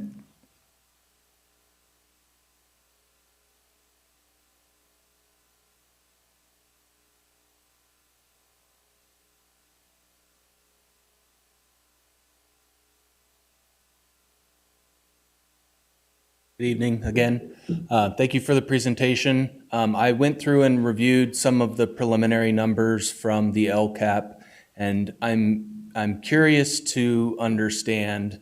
We heard a lot in the previous presentation about the direction that the special education department is looking to extend. We've heard from you all this evening regarding the additional supports and services and trainings and facilities and all of these laundry list of things that we would like to accomplish in 25 and 26. But when you look on the LCAP, the increase in spending year over year is only 3%. And so my question is, how do we plan on getting all of these things addressed when we're only allocating an additional 3% in the budget to do it? The math doesn't math. And so I would like to see additional allocation in the LCAP for 2025 to address specific things that were stated tonight, to provide the training for the staff, provide the facility updates that are required. I like the comment about the library at Jesse Baker. That was very interesting as well. So that's all. I saw the discrepancy between what was stated this evening as far as needs and wants and what's in the LCAP for additional funding. Thank you. Thank you. Board President, that ends the blue card on this item. Thank you very much. Mr. Cerruti, did you want to add anything based on public comment? No, sir. All right. Thank you. Then I will close the public hearing, and this item will be brought back for adoption at the June 24th, 2025 board meeting. Thank you very much. Thank you very much. All right. Next public hearing is Elk Grove Charter's local control accountability plan. Mr. Levine. Line up here. Oh, maybe not. You know, Chad, is mine up here? Nope. It's fine. I have a copy of it, right?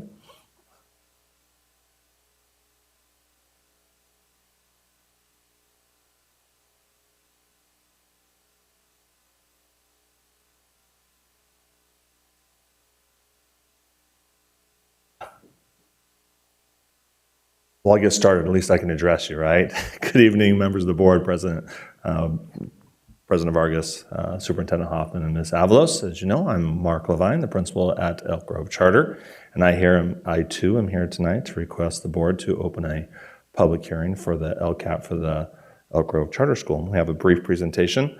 Many of the format is the same that Mr. Cerruti just went through tonight. Some of the same priorities, as you'll see, as well as we still do the top 10 as we look at the perspective survey to look and see what our students are saying. And we'll get started with that in just a second. I apologize.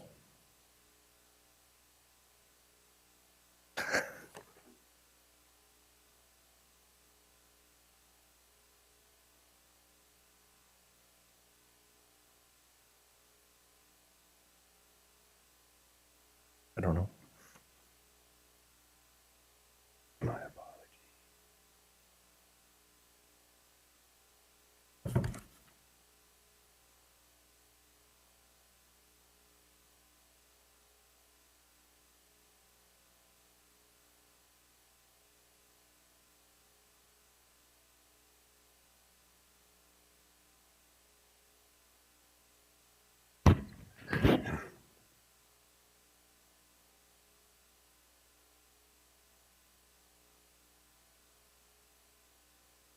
Here comes the experts. Yeah. Can we throw that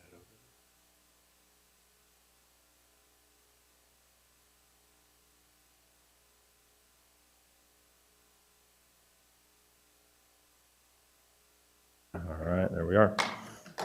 Yes. Thank you, Mr. Barber. All right, so as we look at this, I'm not going to go through this line by line either. However, a couple things to call out. In years past, we've been asked about our perspective surveys, participation. One of the questions has been, student participation in that. So this is from last year, but 74% of our students did participate in the perspective surveys, and 14% of parents and 100% of staff. So we're proud of the 100% of staff and the students. We used to sit down in the 20s and 30% range. It's difficult with independent study students in 11th and 12th grade to get them to participate in the myriad of surveys that we do have. So we are proud of that.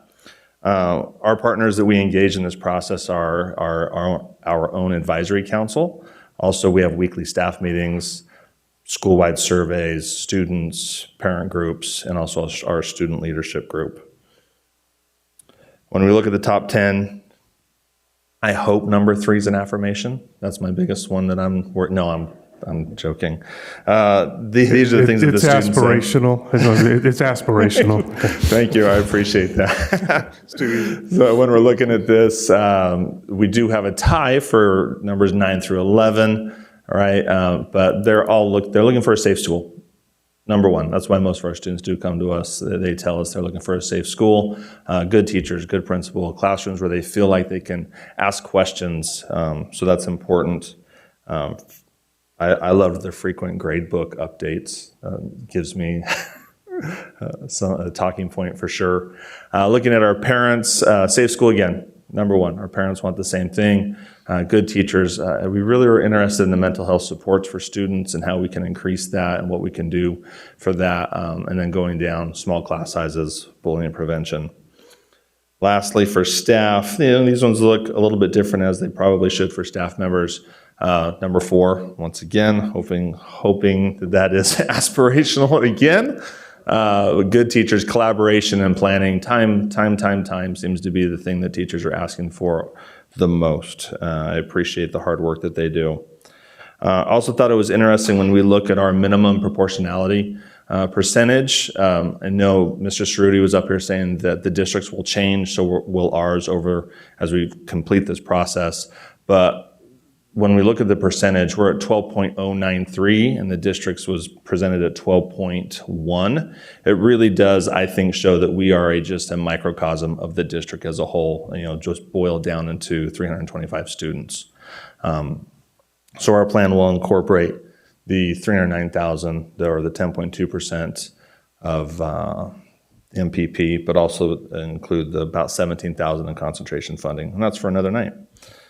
So I too am here requesting that the board open a public hearing, and then we'll be back on the 24th of June to ask for adoption.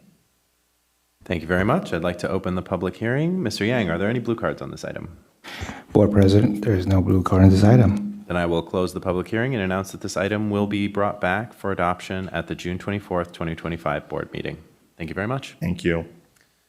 All right, proposed 2025-26 budget public hearing. Ms. Watkins. Months and months and months in the making. Raise this. That's good. Good evening, President Vargas, Superintendent Hoffman, trustees, Ms. Avalos, colleagues, and community. Get my presentation up here. Tonight, I am also requesting a public hearing following presentation of our proposed budget for fiscal year 25-26. We are at the point in our reporting life cycle where we're focusing on next fiscal year and developing the 25-26 budget in alignment with our local control accountability plan. The governor's May revision provides us with the latest information used in developing our proposed 25-26 budget in advance of the state's final enacted budget. As a reminder, the board has set foundational priorities when prioritizing the budget decisions. Decisions must first ensure that we remain fiscally sound. Then we look to maintain what we are currently doing. followed by ensuring we retain and attract the best employees who reflect our students. It is only after considering the first three priorities that we consider building upon existing programs and services or adding anything new. Our budget is prepared using the best information available to date. Also included in our proposed budget packet are our estimated 2024-25 actuals. We evaluate current year data to estimate our fiscal position as of June 30th of 2025, and this is our starting point for next year's budget. Our 25-26 proposed budget includes projected revenue increases related to average daily attendance and one-time funding initiatives that expire next year. Also included are the tentative and proposed agreements with our labor partners and the related assumptions for implementation. Also required expenditure increases for step and column, pension rates, and inflation of essential operating costs, including energy and insurance rates, and targeted reductions to supplies and services in alignment with bargaining contingencies. What's not included are any reductions to federal grant funding, which may require leveraging reserves to finish this year should we realize any future cuts. Our budget projections are subject to change with the final enacted state budget. I can't say that enough. Our proposed 25-26 budget includes the latest assumptions. This slide shows the amounts of the changes in our revenue assumptions since our second interim multi-year projection. This includes the lower COLA of 2.3%, so a reduction of 0.13% from what you saw at second interim, which equals roughly $1.2 million. At second interim, we had assumed a 350 student enrollment increase over 2024-25. We have not changed that. We also realized an increase in our unduplicated pupil count of roughly 2.5% in alignment with this year's current 62.5% in 24-25.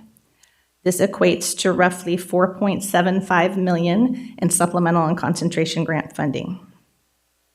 To support, well, before I go on, we've also, for our average daily attendance, have assumed 94%, and that is what we also assumed at second interim.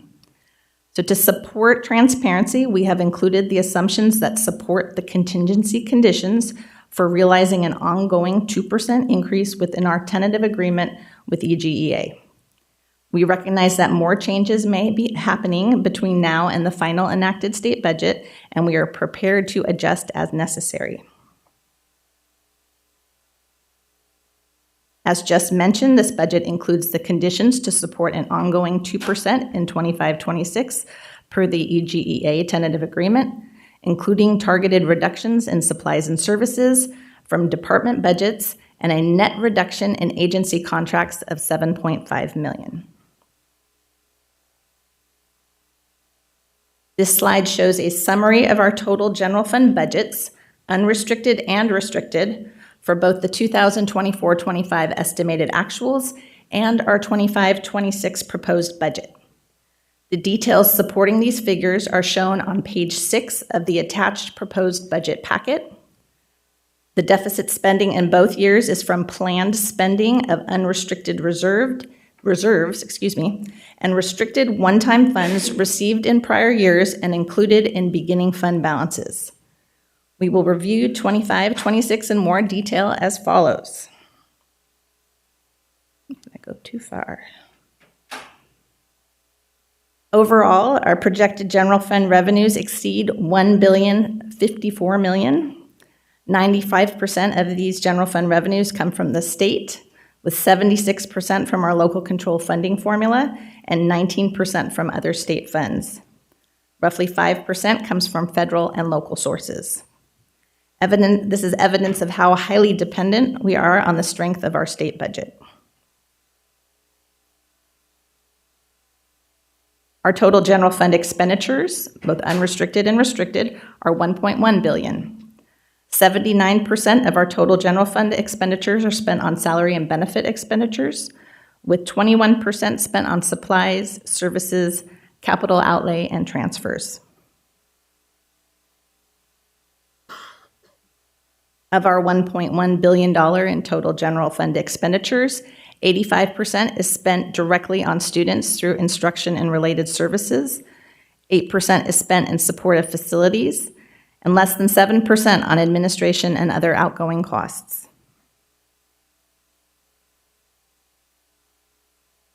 This is a compliance requirement, and as extended by voters through 2030, increases in personal income tax rates for taxpayers in high tax brackets are intended to support funding K through 14 education.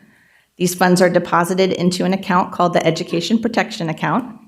The district receives funds from the EPA based on its proportionate share of statewide general purpose funds. A corresponding reduction is made to its state aid funds. It does not increase our overall revenue. On an annual basis, the district must acknowledge the source of funds and report out the use of the funds. The spending plan must be approved by the governing board during a public meeting. These funds are budgeted and encumbered as a part of our normal budget process. To meet the compliance requirements, the funds must be used for instructional purposes. EPA funds cannot be used for the salaries or benefits of administrators or any other administrative costs. The annual financial audit includes verification that the EPA funds were used as specified. If not expended in accordance with the requirements, penalties could be incurred. The general fund budget, as proposed, includes $128 million from EPA and corresponding expenditures for grades TK through 6 teacher salaries and benefits. The charter school funds includes roughly $499,000 from EPA used for Elk Grove charter school teacher salaries. These are our assumptions used to build our multi-year projections for the 26-27 and 27-28 fiscal years. The LCFF COLA is currently projected to be 3.02% in 26-27 and 3.42% in 27-28. CalPERS pension rates slightly decreased from what we expected at second interim, and CalSTRS rates remain flat as they are determined by statute and not an investment board like CalPERS rates. The budget includes the approved EGEA TA, tentative agreement, and the contingencies for ongoing increases. Salaries and benefits are increased for step and column movement, and salary expenditures are adjusted by vacancy rates. Increases for rising insurance and energy costs are included. And also mentioned previously, the final state enacted budget details may change our proposed budget as well for the multi-year outlook.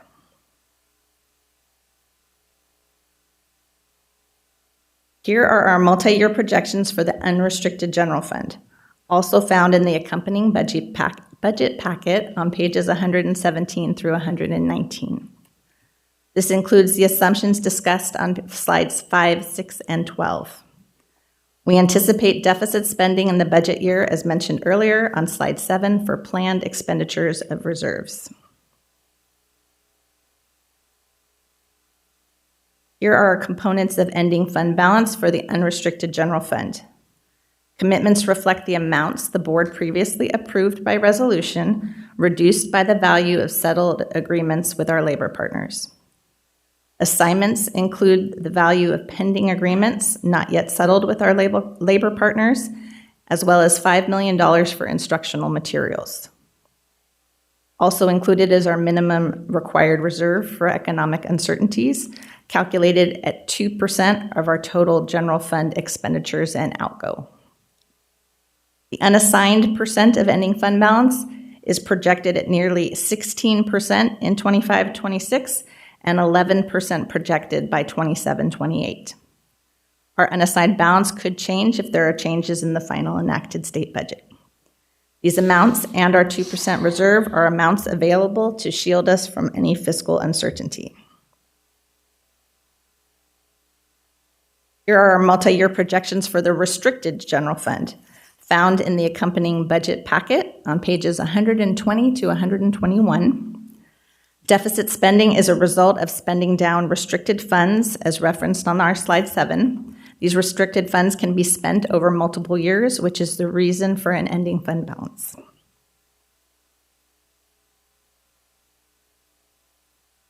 These next two slides summarize pages 26 through 100 of the budget document. These are our other funds outside of the general fund. This slide includes the 25-26 budgets for our special revenue funds in support of the activities listed in their titles. The building fund includes expenditures using our Measure M bond funds. This slide includes facilities, debt service, and self-insurance funds, 25-26 budgets using the latest information we have to date.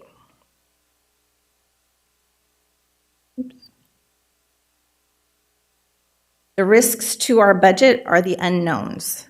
We are monitoring state and federal funding uncertainties, including the governor's proposed reduction to our appropriation of our Proposition 98 minimum funding guarantee, and whether the final budget will include expansion of universal access to the Expanded Learning Opportunities Program. The common message published by the Business and Administrative Services Committee of the California County Superintendents cautions that we cannot assume that future budgets will include funded COLAs as the state manages its own deficits to avoid funding cuts in the current 25-26 budget year. We will continue to monitor uncertain funding streams. But there are opportunities within our control in several areas. We will continue to focus on improving revenue in these areas, including evaluating attendance recovery options to improve our funded average daily attendance and collection of our unduplicated pupil data from families to receive our appropriate share of funding in support of targeted student populations. We can also control our spending and allocation of resources. Our next steps for accountability include approving the proposed budget at our next board meeting. We submit the approved budget to SCOE following that for review and approval, and the final state budget should be enacted by July 1st. Our 2024-25 unaudited actuals will be presented for approval in September, and our 25-26 first interim budget will be presented in December. And I would be remiss, as always, if I didn't acknowledge the efforts of the entire district, including the input of our departments, our sites, and our Fiscal Services Department led by Director Adina Andrus, who is here this evening, as well as Budget Department managed by Audrey Rincon, also here this evening, and the hundreds and hundreds of hours that goes into building and maintaining the budget by the entire district team.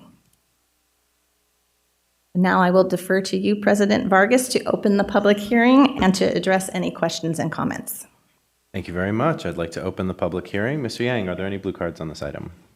Board President, there is no blue card on this item. Great. Then I will close the public hearing and announce that the budget will be presented to the board for adoption at the June 24th, 2025 board meeting.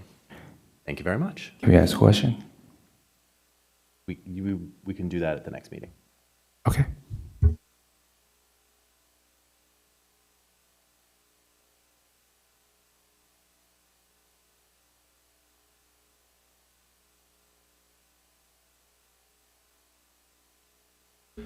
All right.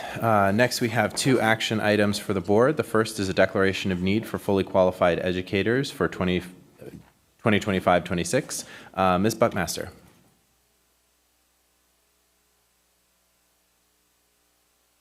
There you go. Good evening, trustees, Superintendent Hoffman, Ms. Avalos. The district is committed to hiring fully qualified educators to meet the needs of our students.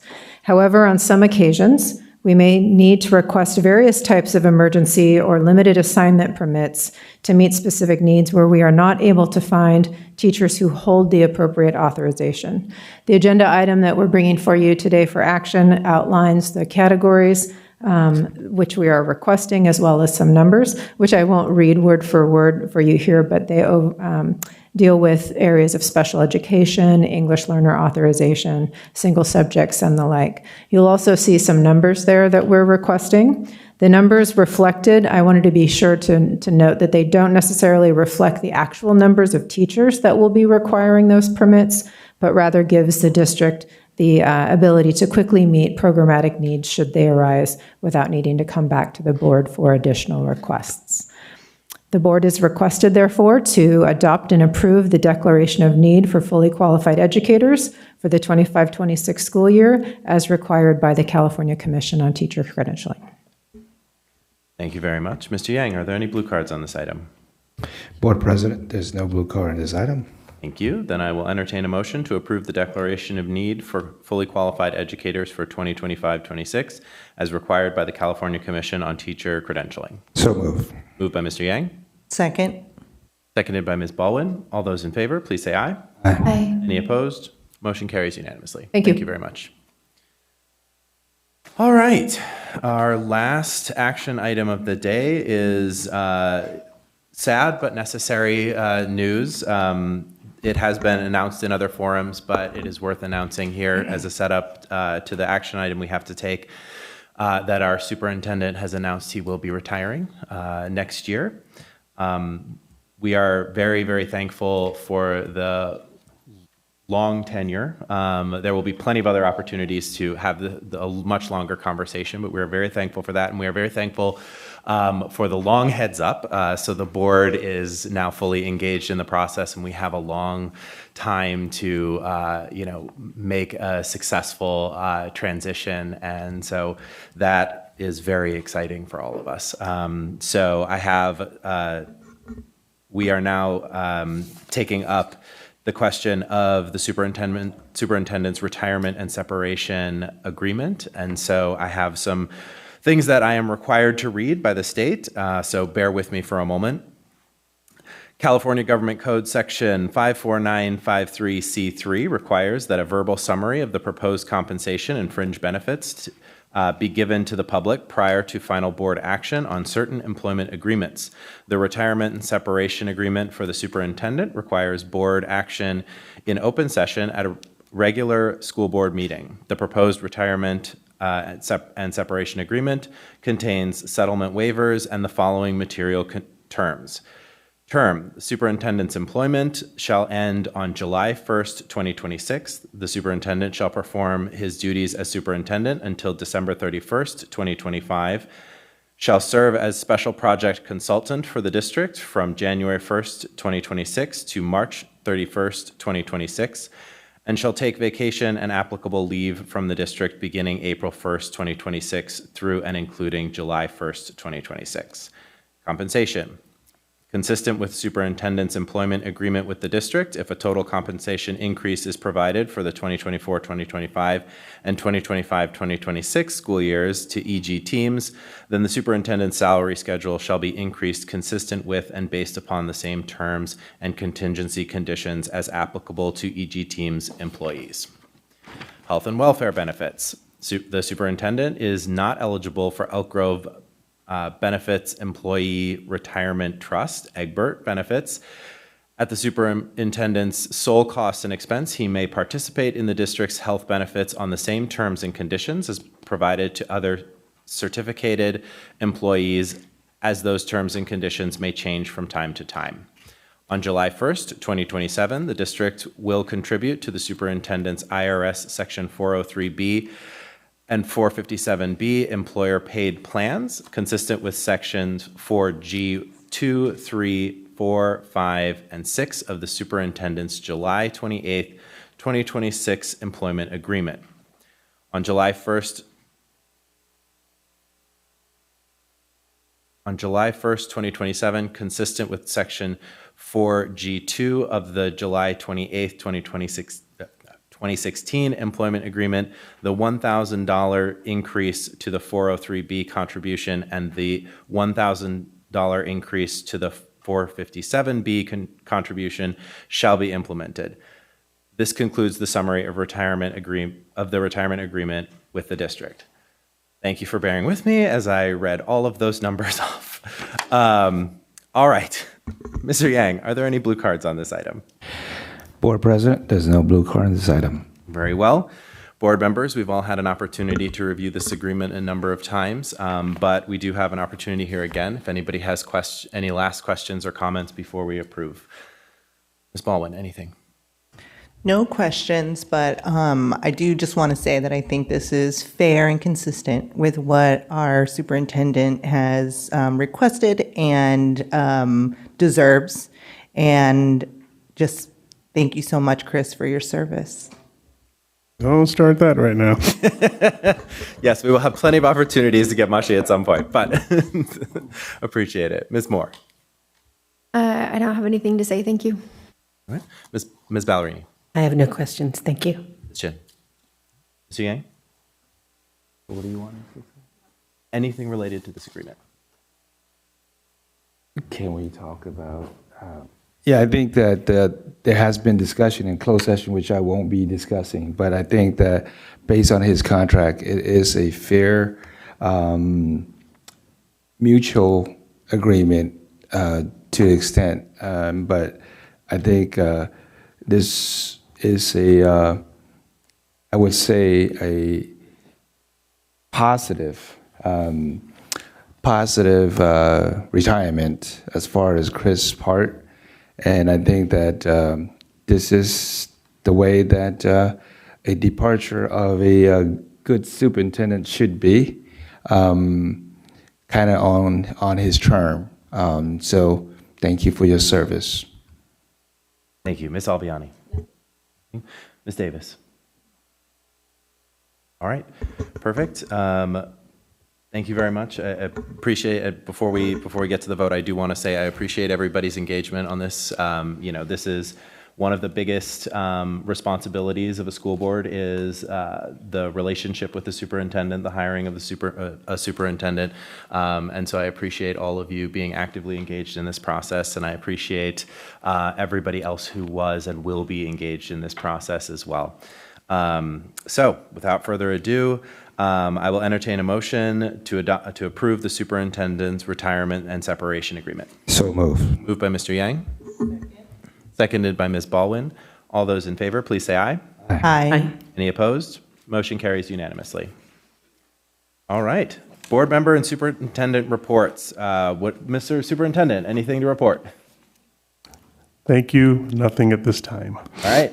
Board members, any reports? Yeah, I just wanted to share that I was invited to meet with Josh Hoover regarding concerns that CSBA had, and as their delegate, I was invited. I was allowed to speak on the TK situation of the penalty phase if we're not fully compliant within so much time, and express the hardships and difficulties that penalties could bring to districts while we're trying to build classrooms, hire teachers, and trying to comply with the rules. He seemed really supportive at the time. Thank you. Thank you very much. Anyone else? All right, then I will adjourn this meeting at 8:09 p.m.